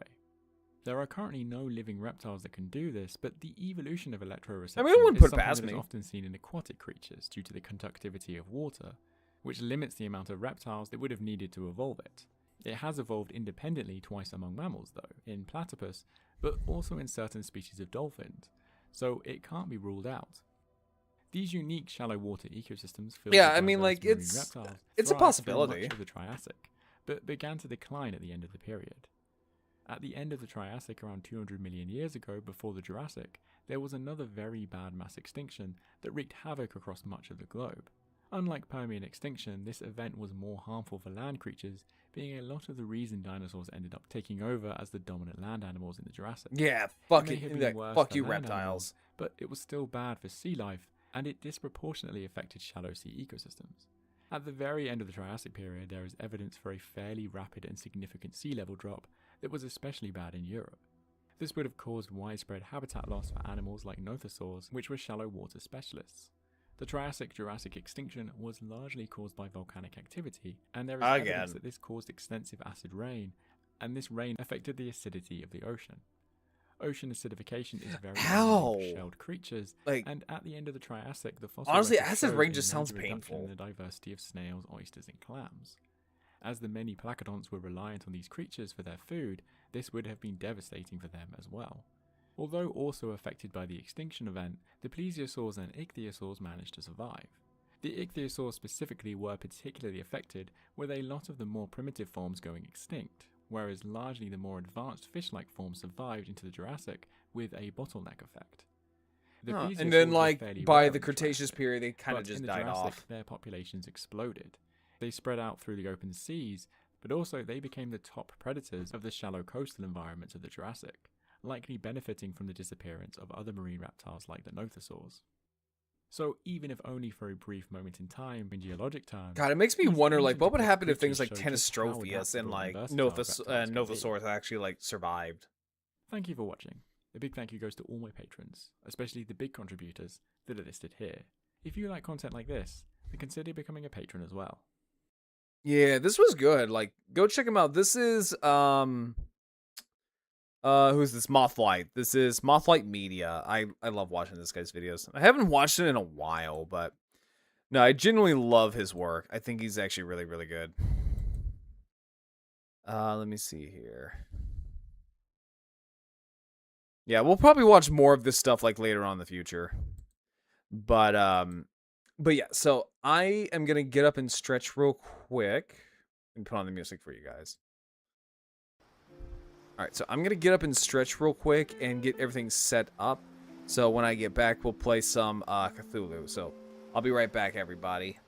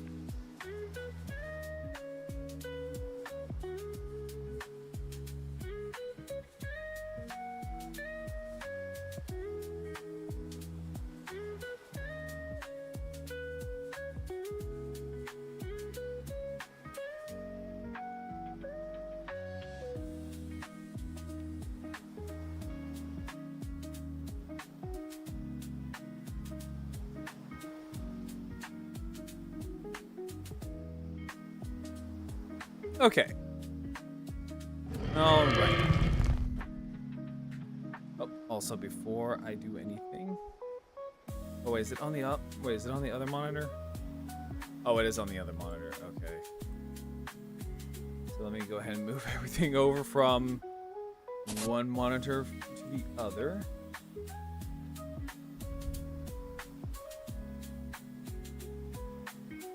Alright, so there we go. Actually, wait, before I do that... hang on, give me a second here. There we go. Oh, there we go. So let me do that. Perfect, there we go.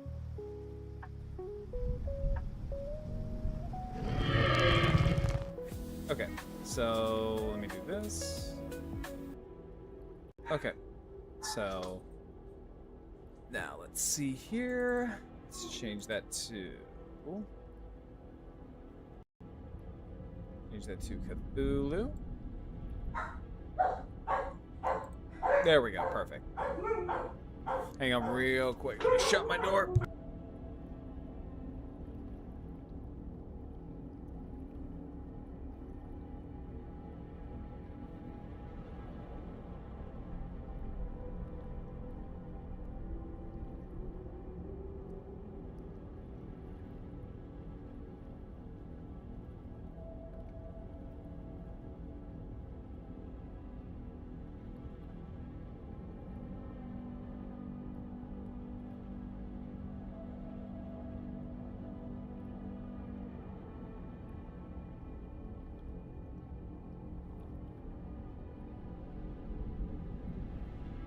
Okay.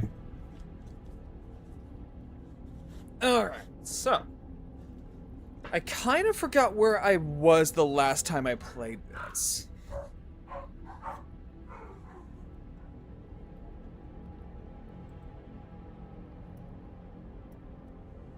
I remember the controls were just really getting kind of fucky.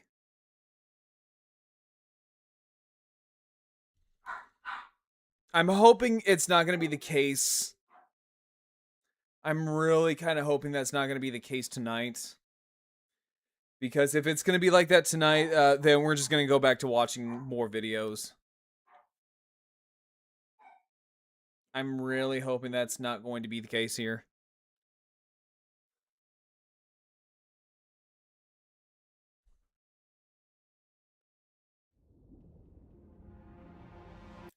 Hang on for a split second. Let me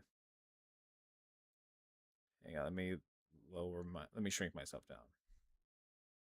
Just a little bit. Move myself over. There we go. Okay. Perfect. Okay. Investigation. Get through the maze. Yeah, because if the controls are going to be this fucky, then we'll just watch more videos or something. Place. I must be doing something wrong. Okay, examine. So it says, we noticed the presence of a pedestal that seems to serve a dual purpose. A milestone for the maze, a way to mark its symbolic importance, and also as a support for the artifact. That noted, the observed diffusion effect after the association with the pedestal plus the artifact works as a blah blah blah blah works as a sort of torch. The artifact on its pedestal guides the traveler through the okay, so basically we need to, I'm guessing we need to grab those from what I'm gathering.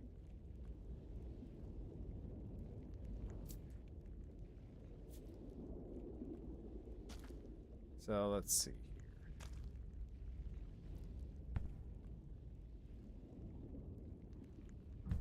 So we need to find another, I guess, another key card. So that's the recording.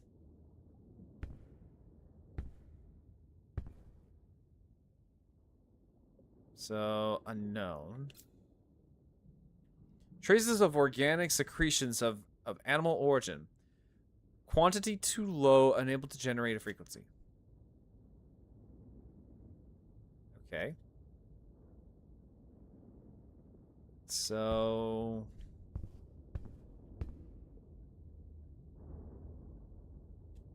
So that's not the right key card.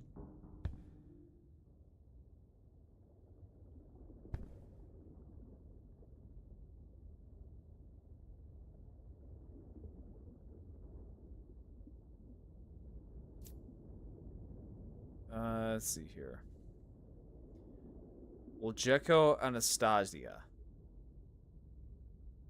Oh, okay. So we need to take that.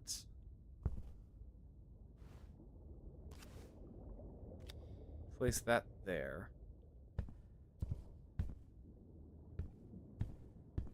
So we need to find Anastasia's key card. Yeah, good luck. Yeah, good luck trying to scare me.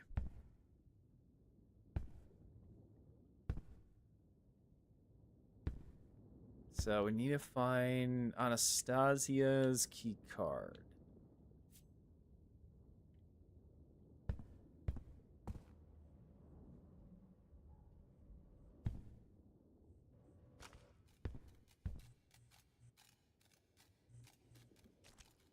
That just ain't right.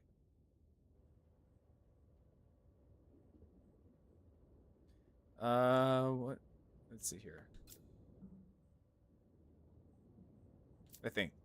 Yeah, no, I'm sorry, Sean Forrester. Or Sean Foster. Oh, he's a cook. So I can't go that way.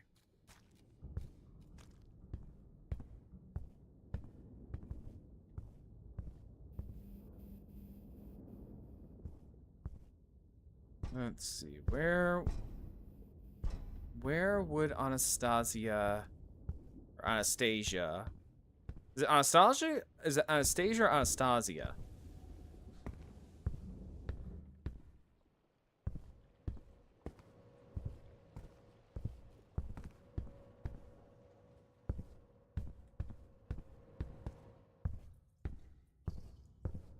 So where would she keep her key card?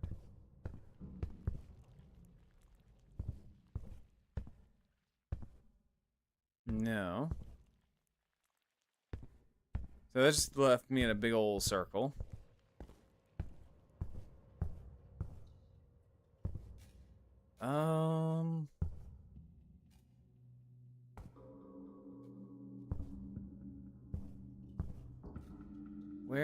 Where would you put your key card?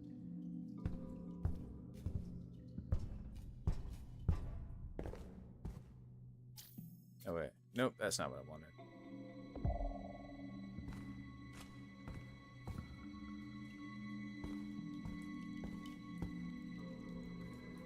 It's the fungal.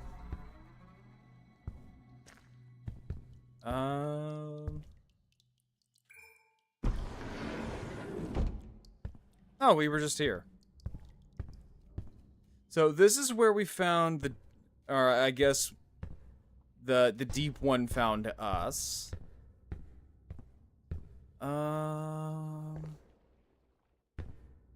Where would I put a key card? So it said in order to access it, we need to have Anastasia's key card.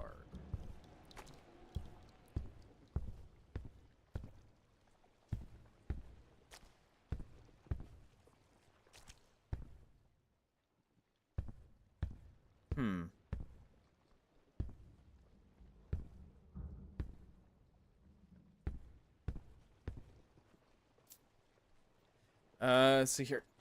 Okay, so that's the titanium pipe. Wait, did that actually highlight anything with a value? No. That did not.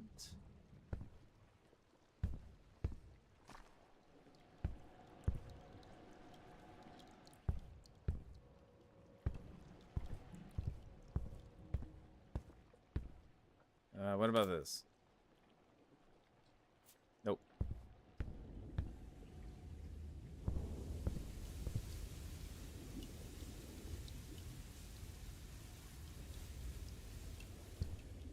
You know, I think I'm good. I think I'm good. I don't think I'm supposed to be going that way.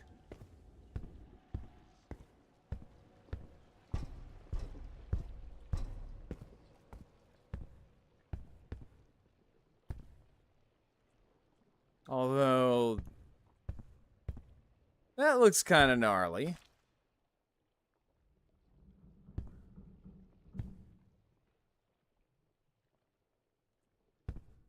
You wouldn't happen to have a key card, would you? Terrell Curtis.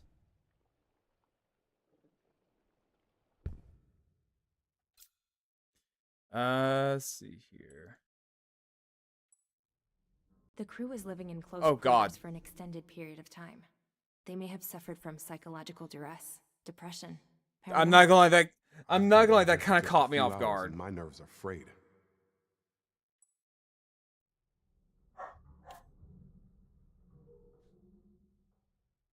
Yeah, I'm not gonna lie, that one kind of caught me off guard.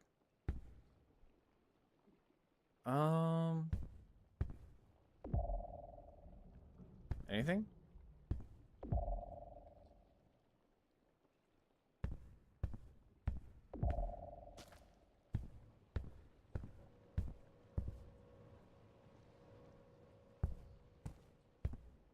So where the hell would this thing be?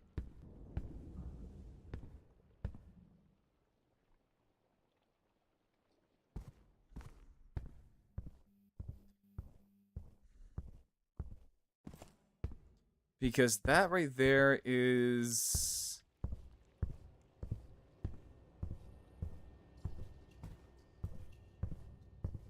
So that's the way out. That's like in the open ocean out.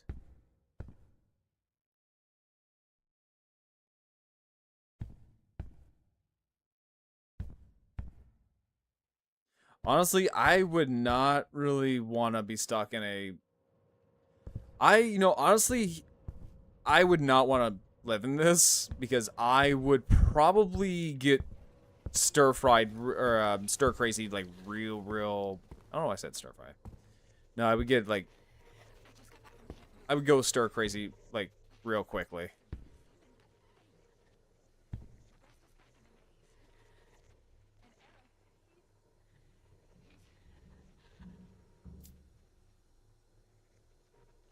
Let's see here. Oh, can we take it? No, not track. No. Examine. Oh, can we not take the arm? No, we can't take the arm. Got a lot of clues.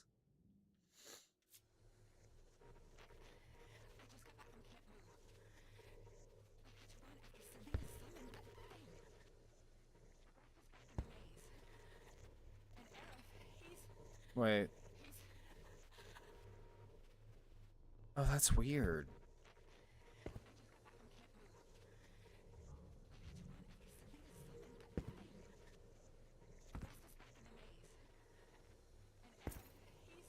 You can kind of hear them in the radio.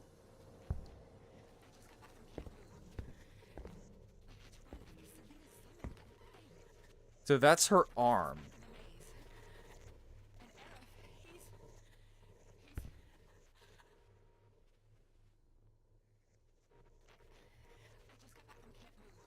Yeah, so that's like her arm, but there's like no... But there's like no like key card. But I need the key card. Unfortunately, I can't take the arm.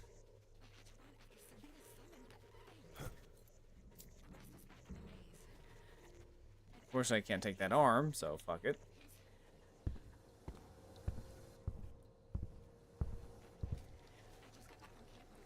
Alright, so nothing in there.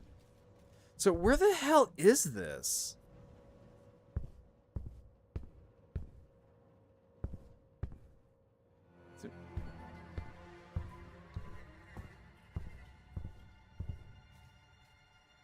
God, fucking.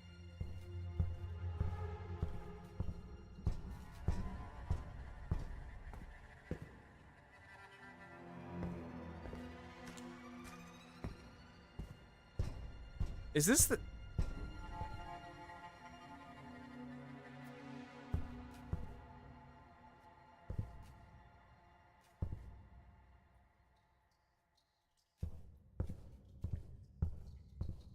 Okay, not cool.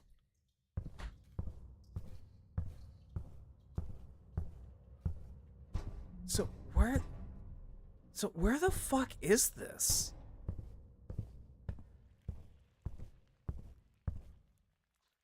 So not there, not there. 'Cause we need that artifact. Hi Chisana, thank you for subscribing for 3 months. Much love. Well, thank you Chisana. That really means a lot. How you doing?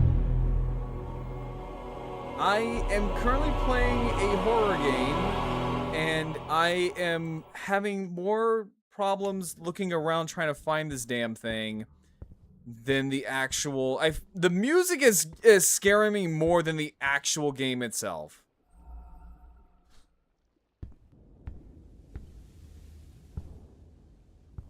How are you doing, Chisana? I know you've been like very busy with work and all that. Fucking Christ. No, it's just there.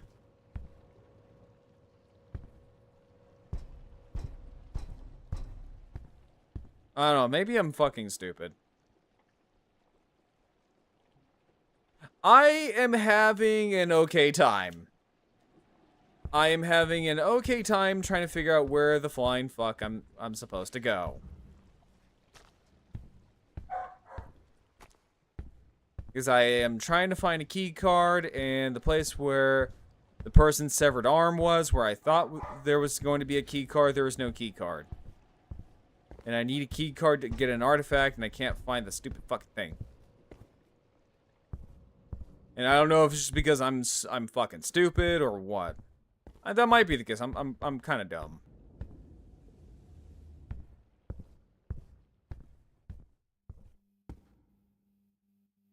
Extremely tired. Been out since 9 a.m. and I just got home. Well, welcome back home. Oh my god.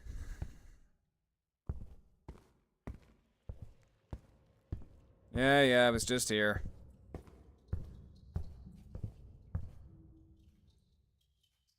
Oh, thank you. Thank you, Sin. That means a lot.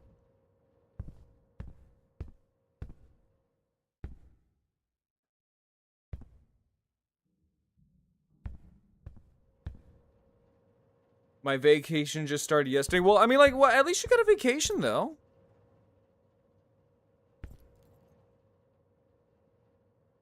I mean, at least you're on vacation. You know, go out and, like, go out and enjoy yourself. It's gotta be in there. It has to be. It has to be in here somewhere.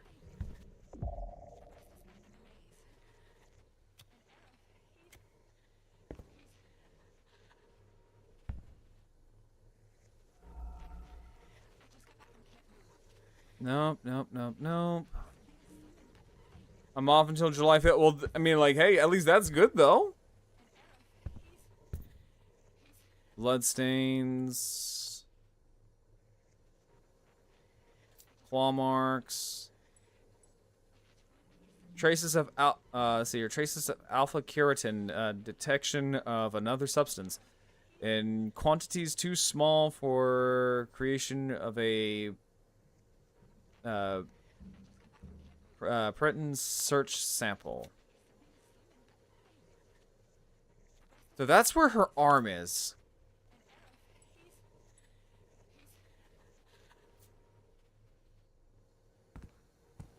That's where her arm is.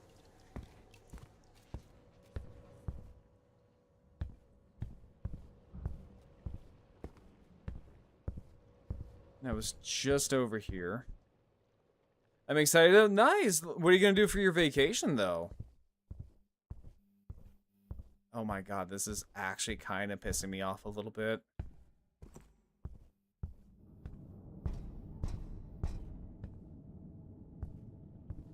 I'm not gonna lie, this is kind of pissing me off a little bit.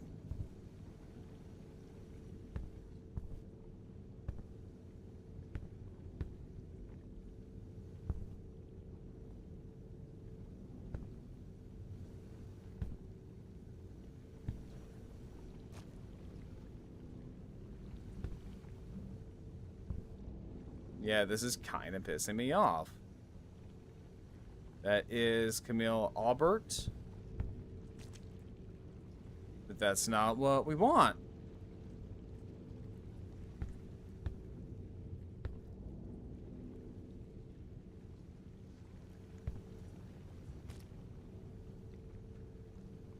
Like, I don't want things to be, you know, openly explained, but at the same time, you know, throw me a little bit of a bone here.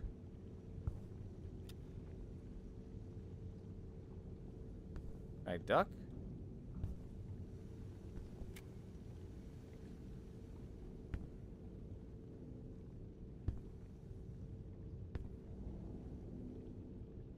I wish I could help out, but I've never touched this game. I mean, no, that's fair. No, that's fine. No, so I like the concept of this game, and again, maybe it's just because I'm fucking stupid, but no, I like the concept of this game. There are some mechanics that I don't really quite understand, like this whole like clue kind of thing. Like it's a little much. Labyrinth. Okay.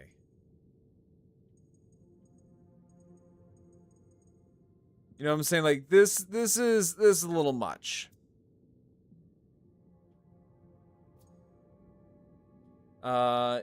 June 25th, my baby brother's graduation is starting, and we'll see him for 3 days, and then I'll be heading to Canada to see my best friend. Nice! Take plenty of pictures for me. I've always wanted to go to Canada. Exit the maze. So, ready for the... Okay, so... Arc, relics, stone, tablets, debris, statuettes, mineral samples, samples from the pedestal, samples from the artifact, casting. Okay. So we have these claw marks here, so scratches. So these are going to go... I want to say they're going to go over yonder. So strange matter, the city, stone pedestal.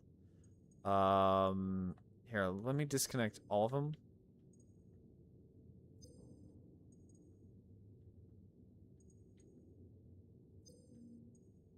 Okay, so thank you. Yeah. No, like I want to see all the pictures. So decontamination chamber. Chamber is locked by an authorization. Presence of 2 unknown subjects. So that, so the stone pedestal, exit the labyrinth, deduction. How did Marsh's crew manage to make its way through the labyrinth? Deduction. Oh, these are locked. Okay, so stone pedestal. Stone pedestal, I would say, is because that's kind of connected. Hold that off for right now. The influence of the artifact.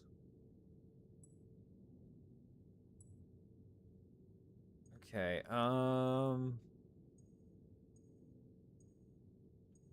So, you know what? What I'm going to do is I'm going to put all of these over here. Concerning the titanium pipes, we ask you to avoid all activity near the green sector. If possible, the maintenance team is on site today to replace the recently compromised pipes, the new titanium conduits. I really don't know what that would have to do with anything, but okay.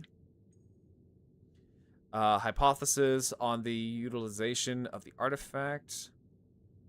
Okay, so we have this because that will involve the decontamination chamber. But then we have scratches. So I would say, so connect to that. Okay, so connect to that. That kind of fits. Mentioned the city in his message addressed to the crew. It is located near the pit station. So then we got message from Andrew Marsh. So I would say probably connect that to this. Because that kind of fits, I would say.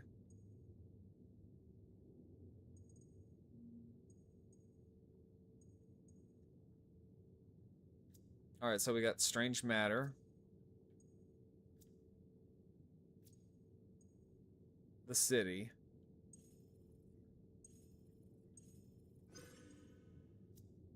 Deduction is incorrect.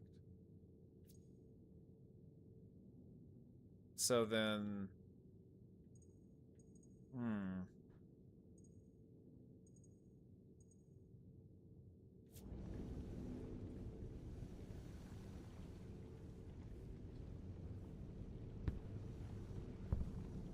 Okay. So that's a recording from the archaeologist team. Great. So, Mr. Marsh, about this temple, could you describe exactly what you saw there? What were its dimensions, for example, or the layout of its structure? It was a large building, consisting of several wings. There were large pillars, several altars, basins. Would you be able to link a specific time period to all this, even vaguely? I don't have your eye, Miss Oleshko. All I can tell you is that the whole thing looked very old, antique. That's a start. Don't worry about the details. You'll soon have plenty of time to question the shadows. I'll take you there shortly. You're planning an expedition? So early? We've been going around in circles in this damn maze for 8 months now. I believe you've had ample time to carry out all the analysis you wanted. We need to move forward. I understand. Anna, please stop the recording. So this is storage maintenance.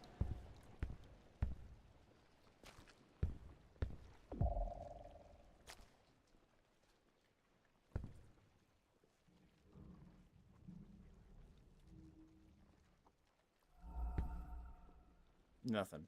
Okay.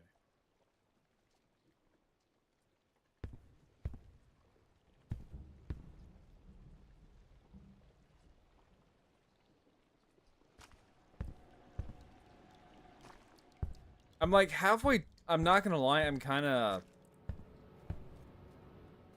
halfway tempted to look up a guide. Yeah. Stop the fucking music, Jesus. I get it. It's creepy. I get you. You're trying to be creepy. I get it.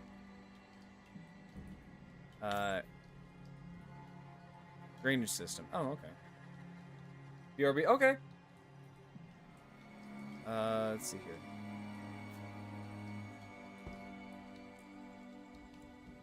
Transit module. Analysis. Titanium. Okay. Oh wait, that could actually go with the little thing about the titanium pipes.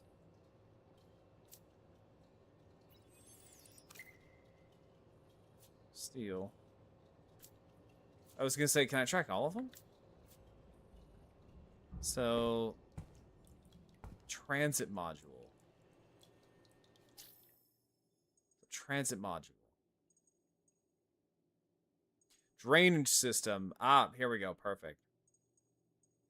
So, we saw something about the pipes. Why can't the transfer be drained? Please connect the clues and perform a deduction. Alright, so let me move these over.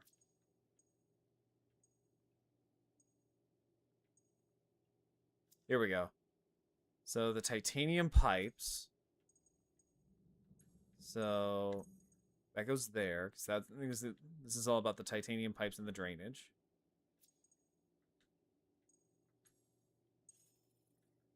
No. No.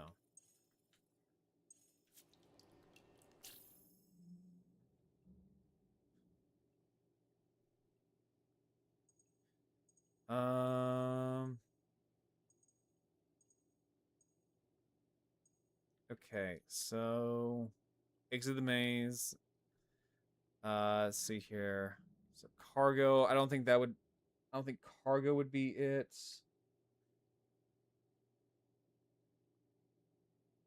I don't think cargo would be it, but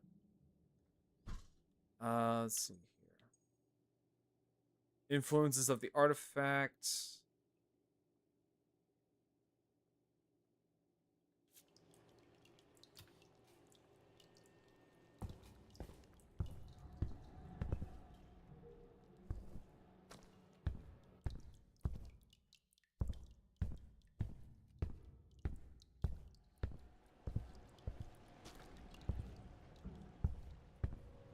So why is my thing going down?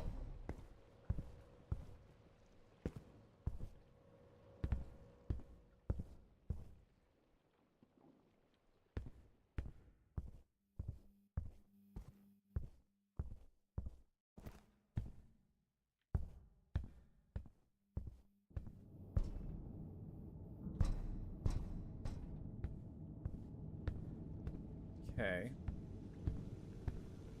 So let me see here. So let me look at this.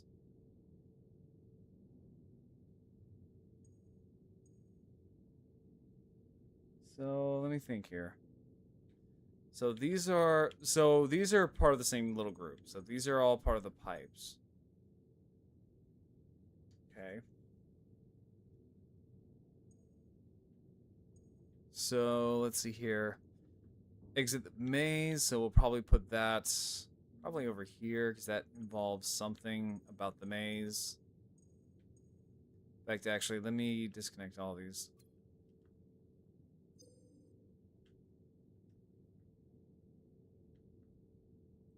Yeah, let me disconnect all these real quick.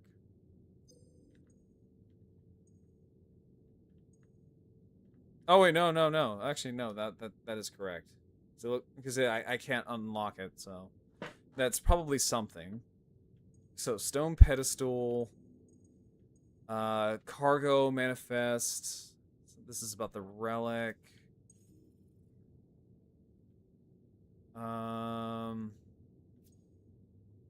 Okay, so influences of the artifact.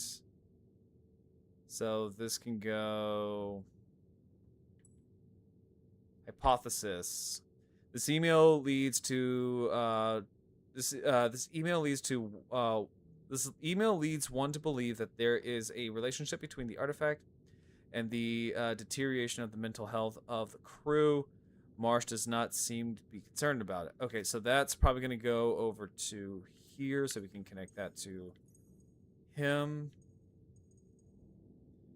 And then we can connect that.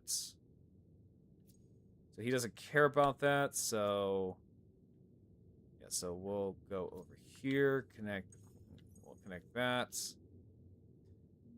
So wait, can I connect that to this?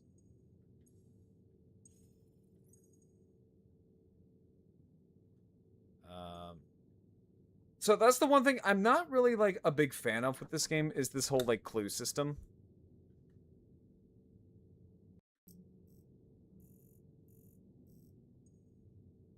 Like, I get it that you want to be, like, a detective and all that kind of stuff, but this seems a little...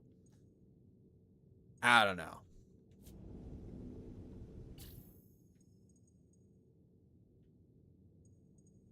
So... So exit the maze.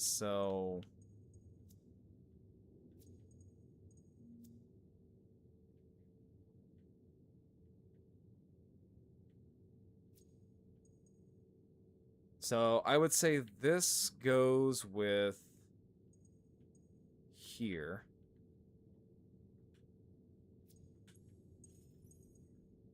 Yeah, I would say that goes there. There's something in crave composition, analysis, the foreign matter found at the similar to found what is at the station. So is that the weird goop?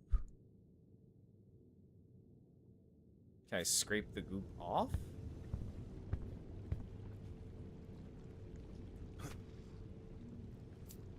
Examine. I detect this.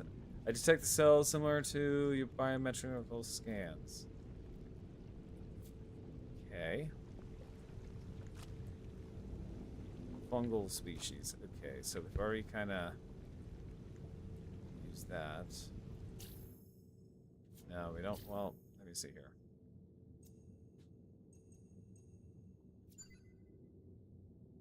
No. By location. I don't know, like, I'm kind of lost here.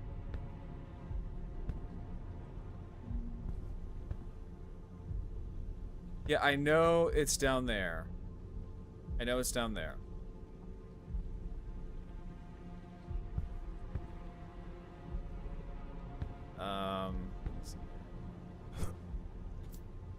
So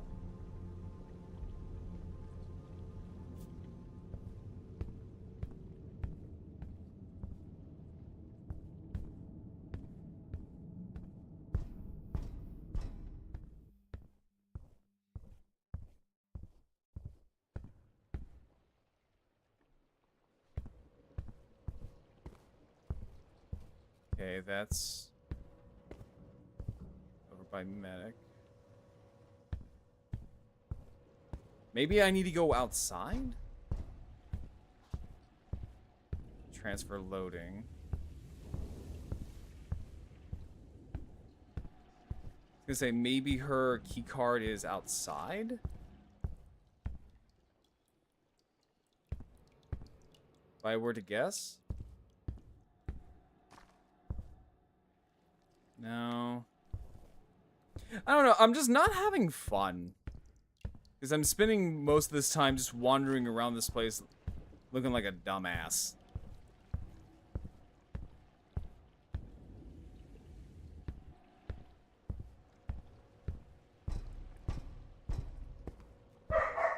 Let me see here.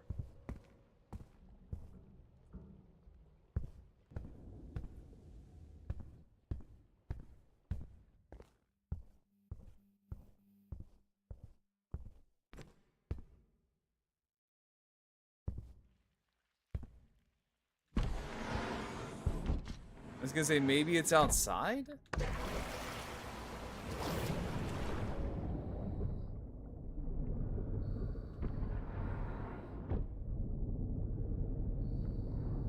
I don't know. Yeah, I know. There's the... what you call it. There's the pedestal.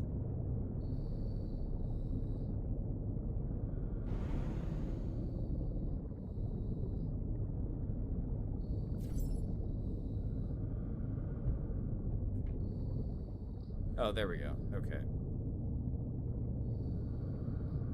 Yeah, I don't know. It's just...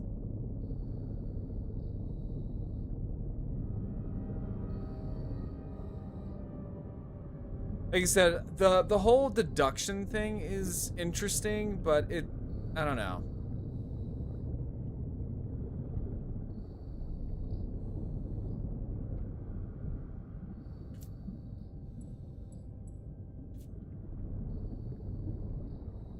I would have to probably... yeah, I know. There's the stone pedestal. Okay.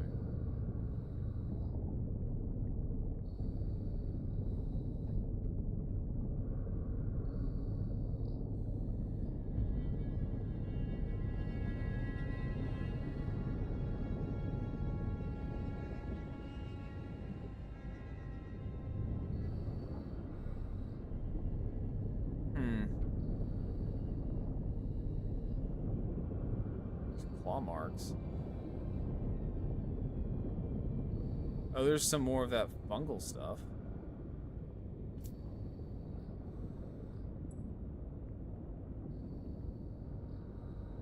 Rich in proteins and absence of mycotoxin. Huh. Oh, this looks new. Rick, I know that you're doing what you have to do, but don't wait too long to follow us. I hate writing this, but Khaled takes too much time with Terrell. Give her a shove. He is safe in the station. Everything will be all right. The suits are in the hallway near the entry chamber of the evacuation zone. As for next steps, just follow the path traced by the artifact. Keep your focus on the present, or you might exhaust yourself. Stan.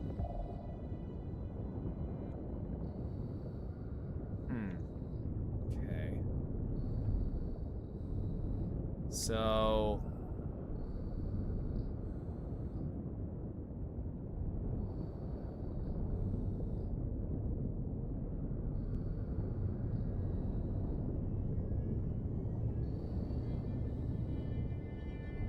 scratches. So, looks like these are the same kind of scratches that are on the base. Okay.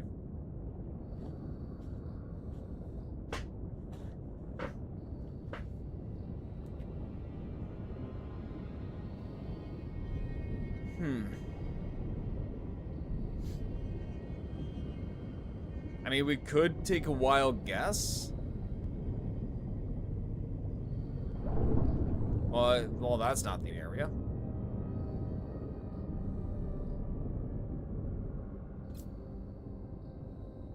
Let's see here. Motion capture cameras. I'm sorry about that. No, it's fine. It's fine. It's just... Let's see here. The data recorded is certainly related to the station without the direct intervention required in the process. The control module could be at the reception, the point of reception. How are the games? The game's fine. I like the atmosphere. It's just...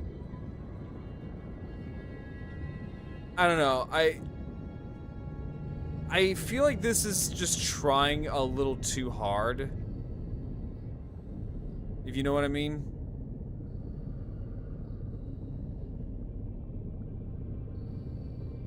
Like, again, I get it that there's the whole detective angle.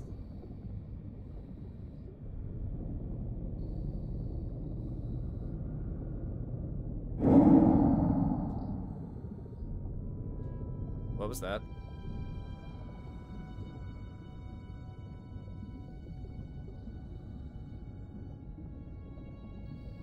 What was that?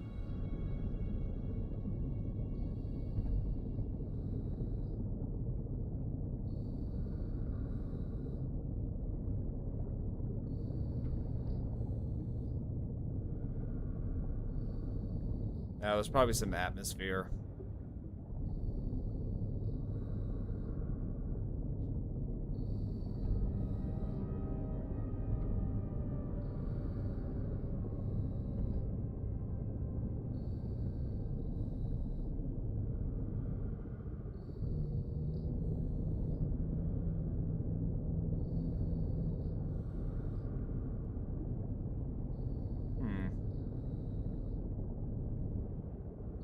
Oh, shit. Okay. I mean, honestly, I wouldn't... Okay, with this, I wouldn't mind backseating a little bit.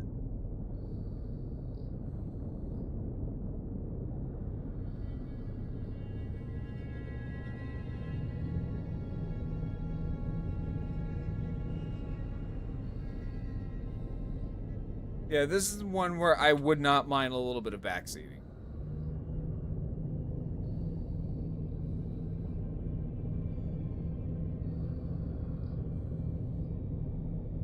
I don't know if there's like different levels or... Oh, well, that answers my question.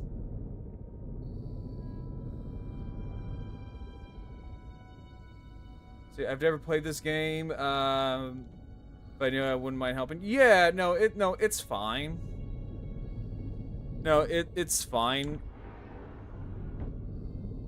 Like, I don't want the game to completely spell it out for me, but I'm also, like, kind of throw me a bone here a little bit.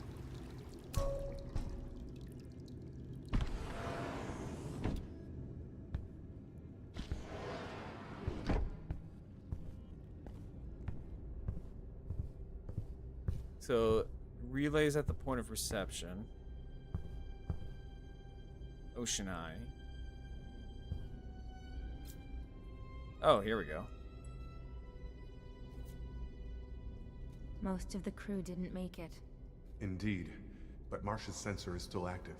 We have to find him.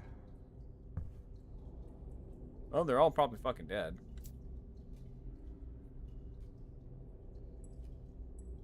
That's a lot of people.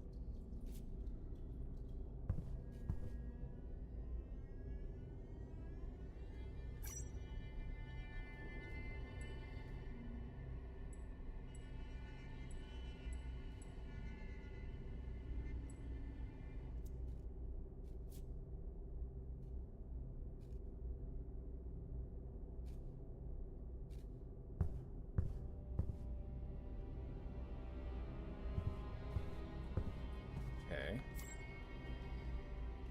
So these are pit stations, so deduction to solve. There are traces of activity on September 24th. And some pretty unusual ones. Where did the unidentified entry revealed by the station logs go? I get, especially with these types of games that just throw all of these weird, complex puzzles, and you have to think on top of your head when some of us can't think like that. Right? No, like, and like I said, I get it. Oh, here we go. We got something. Wait, examine that again.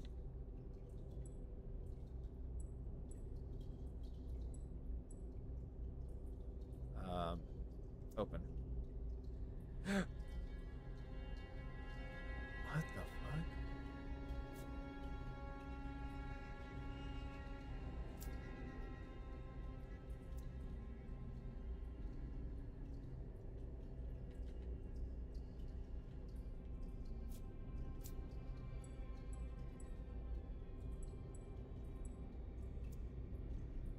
Oh, they're deep ones. Yeah, so they're deep ones. I mean, that's not surprising.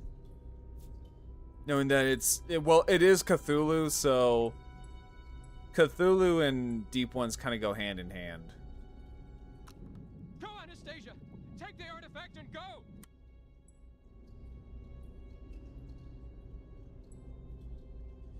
An unknown mass has taken one of the tunnels. See attached photograph.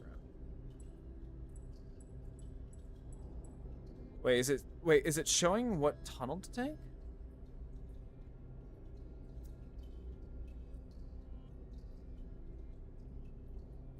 I don't think it's really showing me much.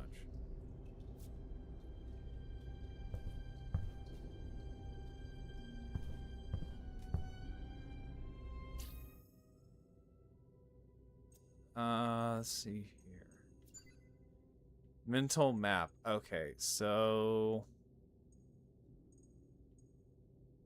God, we have so many of these.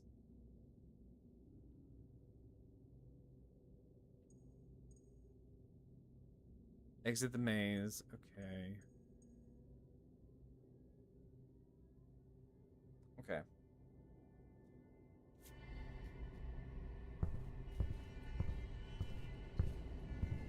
Like, now I played Stygian, which was like another Lovecraftian horror game, which Stygian was fine. It was just Stygian was clunky as all hell because it was like a stealth-based game, but yet you are given like the weakest of like melee attacks while everyone else hit like a fucking train. That one was also a little bit of a detective game. I don't know what I honestly don't know what it is with like Lovecraftian games, and that everything's got to be like a detective. Because like I know, obviously this one is also a detective game. We also have Stygian, which was another detective game. We've had now, the Sunken City. Sunken City was also like another like detective mystery game. I think the original game of Call of Cthulhu was like that as well.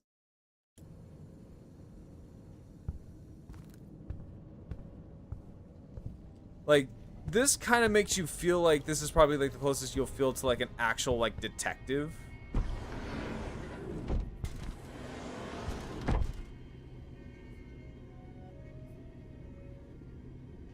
Thank you for the head pass. It's gonna make my smooth brain just a little bit better. So nothing in there. Well, what if I did the? Oh. ID number 278903. I just got back from Camp Moo. Aerith lived with me. We had to run after Selena summoned that thing. We tried to stop her, I swear. It had to be stopped. That's why I broke the artifact. I got most of it. The rest is back in the maze. And Aerith, he's... I don't think he made it. That thing. It caught up to us and then... Oh, yeah, the deep one. The artifact back here. It's safe in the lab. That thing. It's here. Oh, okay. So yeah, the deep one. Yeah, so the deep one got in here and just wrecked up the place.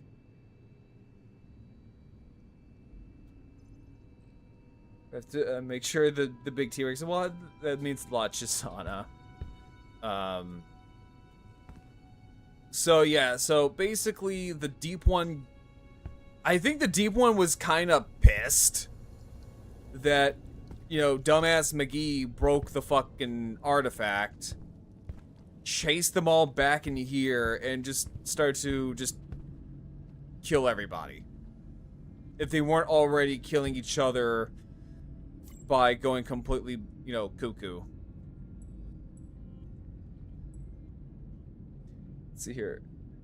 To explain him, that his sudden departure was not the expected response. In vain. Andrew won't let go of his bone. Let's see here. I know that I shouldn't be surprised. His obsession is, if anything, a constant. Also, thank you for the hydrate. It's a constant. The discovery of the artifact has brought it to a boil. But Kala is right. The crew's safety should be the first priority. These people need to take a breather, not to dive deeper into this cursed ocean. Am I overreacting? I've known Andrew for 20 years. He may be stubborn, but he's not cruel. Kala may be exaggerating.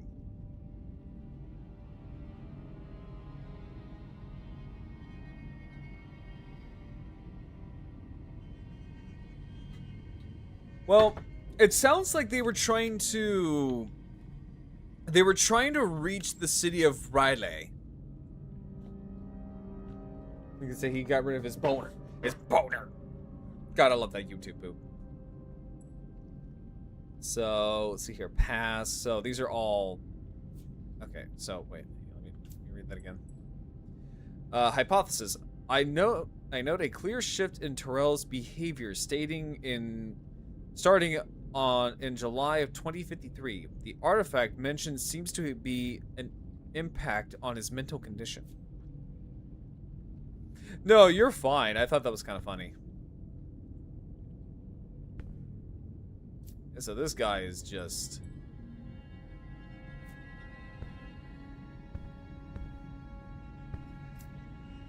Yeah, so what it sounds like is that they were trying to reach the city of Riley, which is the domain of Cthulhu. Which,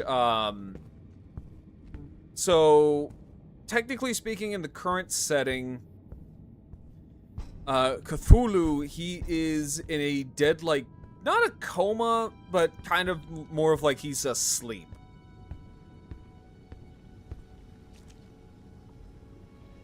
Let's see here. Examine. Keycard reader.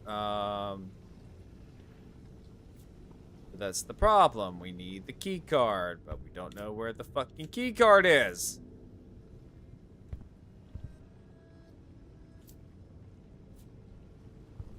Maybe if I read up on all these fucking clues.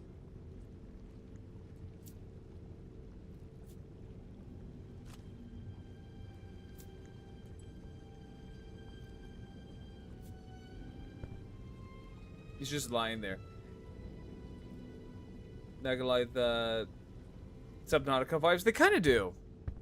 Yeah, so basically Cthulhu, and so the lore or the mythos of Cthulhu is that so he's, again, Cthulhu, he's not entirely dead, but he's not alive, or I should say it's more of like what we understand, right? It's so his condition is beyond our even trying to grasp at of a comprehension, right? Cthulhu, he's more, again, he's not dead nor is he alive. He's not in a coma. He's kind of slumbering in a kind of like a death-like coma. But basically, he's waiting. He's waiting right now. And he is waiting for Riley to come out of the ocean. So that way he can continue what he was doing millions of years ago.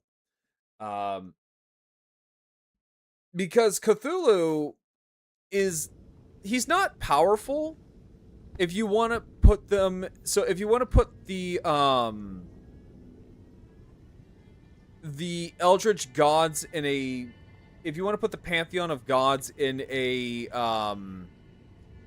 I guess you could say like in a power tier or whatever, Cthulhu's not one of the strongest. He's not one of the weakest, but he's not the strongest. Despite, you know, him being the most prevalent in pop culture. No, he's a priest.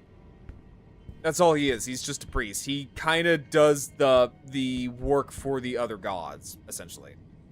Wasn't there an anime about Cthulhu where, yes, that is, Hayare Nyarko-san, which, that one's actually one of my favorites, because it's literally just Kamen Rider references the anime. So, okay. So, Hayare Nyarko-san is, it's an anime it's not based off of Cthulhu. So what Nyarko-san is based off of is Nyarlathotep. Now, Nyarlathotep is one of the only few deities in Lovecraft's mythos that actually shows pure legit malice. He's the closest thing you would kind of consider to be evil.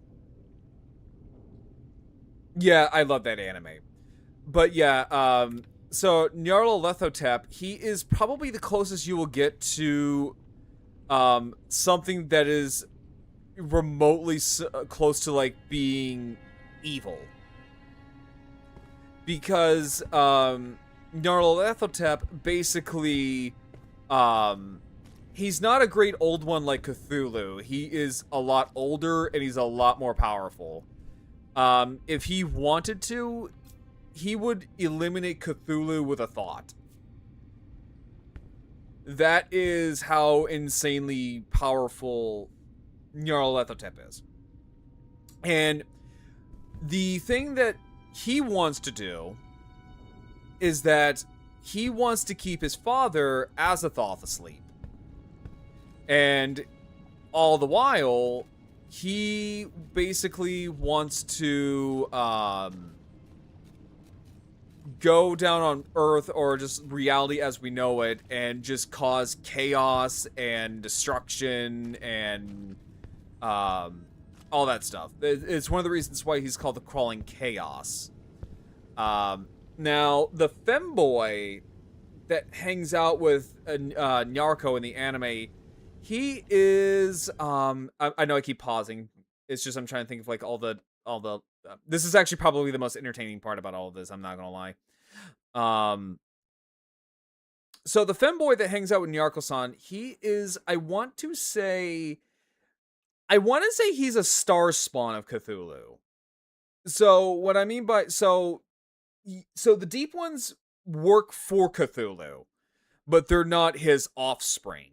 They're not his people. They are Dagon and Hydra's people. They just, because of their close relationship with Cthulhu, the Deep Ones just kind of, by happenstance and just by serendipitously, just kind of follow him as well, by proxy. But, so the Star Spawn are people that are directly related to Cthulhu. They're kind of like his bitch. They're his goons. They're his minions, basically. They're smaller versions of Cthulhu. Now, they don't have the same kind of, broken powers as their deity, but they're still pretty terrifying. The fire was like the fire lesbian in Nyarlathotep that wants to get with Narco. She is I forgot what their species is called, but they are. It's not Cathagua, I think. Oh, it might be Cathagua. No, Cathagua is a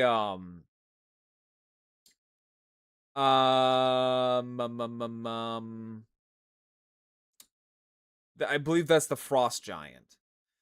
No, so what she is, she's a flame vampire. That's what she is. No, I take that back. No, I think no, the femboy, I think he's either a star spawn or I think he's actually, I want to say he's Hastur. Which is really weird considering that he is working alongside Nyarlathotep himself. Because he doesn't like, so basically, to kind of put it in a weird way, so Hastur, I believe, is Cthulhu's half-brother. I want to say it's his half-brother. And he's kind of like, I want to say he's either like a true neutral when it comes to the Eldritch gods. He's opposite to Cthulhu. He is 100%, I believe, opposite of Cthulhu, in that they try to go at each other a lot. I believe that's why Cthulhu, Cthulhu's daughter, is a thing. She's kind of like a backup plan. Yeah, I'm gonna have to look up a fucking tutorial about this. I'm totally lost in the fucking sauce. Yeah, I'm 100% totally lost in the fucking sauce here. Okay. Because otherwise I'm just gonna be wandering around completely fucking aimless. But yeah, so now the only thing in the Lovecraftian pantheon I would say is like a true quote-unquote good is Nodens. Nodens is this old guy, and he did show up in the anime. He did show up in Hayari Nyarko-san. In fact, that's actually what Shanta, Nyarko-san's little familiar, I think comes from.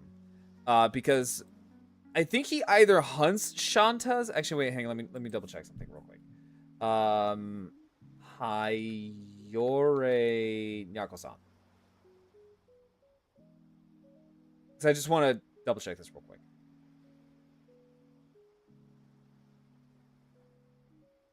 Let me see here. Characters. Yeah, because Shanta is a creature from Lovecraft's stories. And they're usually kind of like hunted by Nodens, and they also kind of like pull his chariot. Like, I have a pretty decent knowledge about the lore of H.P. Lovecraft. Because it's a weird one because it's all over the place. Because there are some stories that kind of connect with one another, some don't. There are some that are written by Lovecraft himself. There are some that are... I would say there are some that are written by Lovecraft himself. Then there are a lot of them that are written by his friends. Yeah, so some of them are written by his friends. And one of them, I think it's his best friend who wrote some of the stories. His best friend is the one who kind of like introduced like the whole I guess you could say in quotation marks power scaling and good guy bad guy kind of stuff in his work, because Lovecraft did not want that in his stories. But his friend was also a huge big Bible thumping Christian, so he did it anyways, which is shitty. But let me check here real quick. I want to see, what was the femboy? Kuko is oh, okay, so it is a Cathagawa. Oh, damn, I'm good. Yeah, so Cathagawas are the flame vampires. I know there's a frost giant with a weirdly similar name. Okay, so yeah. So the femboy is Hastur. So Hastur is kind of an interesting one because Hastur is also from a story that's actually older than Lovecraft himself. And in fact, it's actually something that inspired him. Because Hastur is from the famous, one of the very first, like, horror-esque kind of novels, called The King in Yellow. Very, very famous. Very, very famous story. And, yeah, so he's a Hastur, or Hasturian, or Hasturan. Let's see here.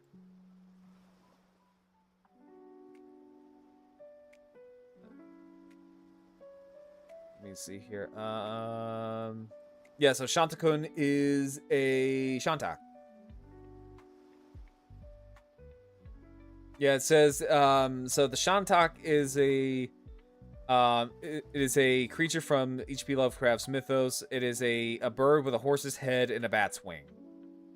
And they made it look basically like a flying hippopotamus.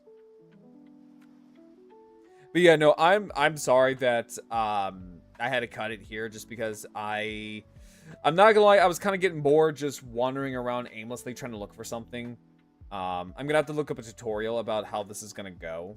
Normally, I just want to go in this completely blind. But yeah, this was kind of like boring the shit out of me, and it was kind of pissing me off just a wee little bit. But yeah, so I do deeply apologize for that. I'll probably play a little bit of this after the stream because I want to, like, you know, get the ball rolling. You know what I'm saying? Like, I want to kind of get the ball rolling, so I'm gonna play a little bit of this. I'll probably play a chapter off stream, just so that way I can get moving, and then continue from there. Because that's the thing with, like, a lot of, like, stuff based around H.P. Lovecraft. A lot of these games based around his mythos. Well, thank you, Ranma. That means a lot.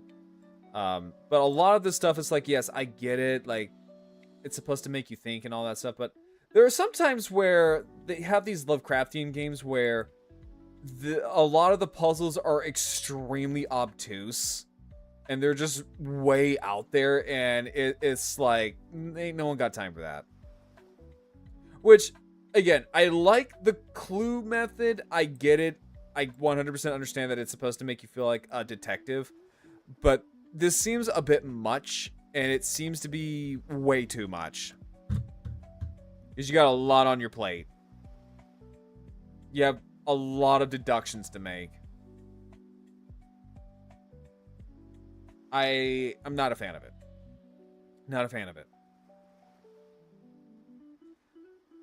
And I get it. I mean, like, you could do, like, what Stygian did, and then just kind of have, like, one little clue at a time for you to kind of solve.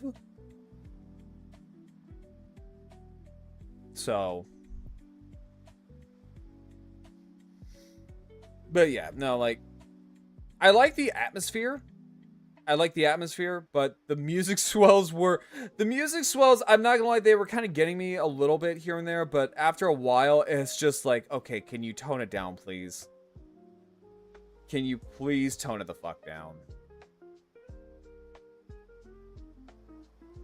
Like, I get it, you're supposed to be scary. I understand that. I completely understand that.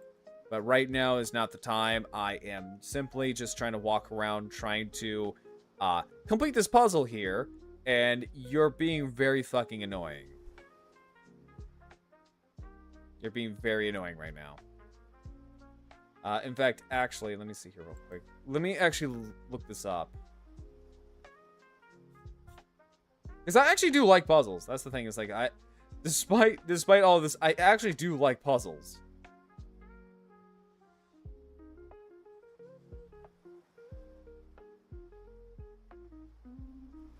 Like, I do like things putting my fucking, you know, brain to the test, but like, come on. Let's see. You know what? I'm actually gonna look this up too. Let's see here. Cthulhu, the Cosmic. I keep wanting to call it the Dark Abyss. No, it's the Cosmic Abyss. Cosmic Abyss. Here we go. Because I'm gonna watch a little bit of this after the stream. Okay. Yeah, so afterwards we're gonna raid into Bree. So that would be Screeching Raptors. Once everyone's back from the ads. Because we don't want to sit there and raid while everyone's in ads. We want to make sure everyone's here. Normally, I would say we'll be right back, but we're also just kind of like finishing it up, so. But yeah. Tomorrow, I will have a schedule out. I don't know what I'll be doing. Like I said, I'll be playing this off stream. I'll be definitely playing this off stream. Or at least, like, playing this chapter off stream, so that way I can just catch up and do all that stuff. Anyway. So, we're gonna go say hi to Bree. Let me get our raid message going.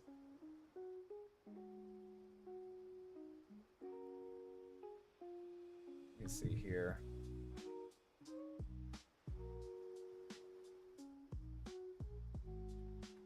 Let me get our little raid message going.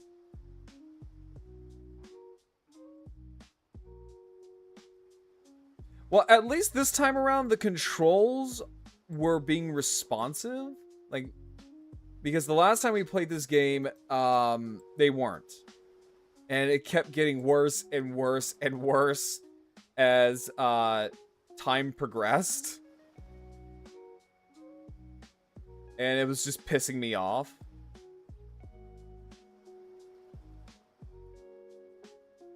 Okay, so that's our raid message. So we're all gonna go say hi to Bree. So until then, everyone, I'll catch you all later, and let's go say hi to Bree.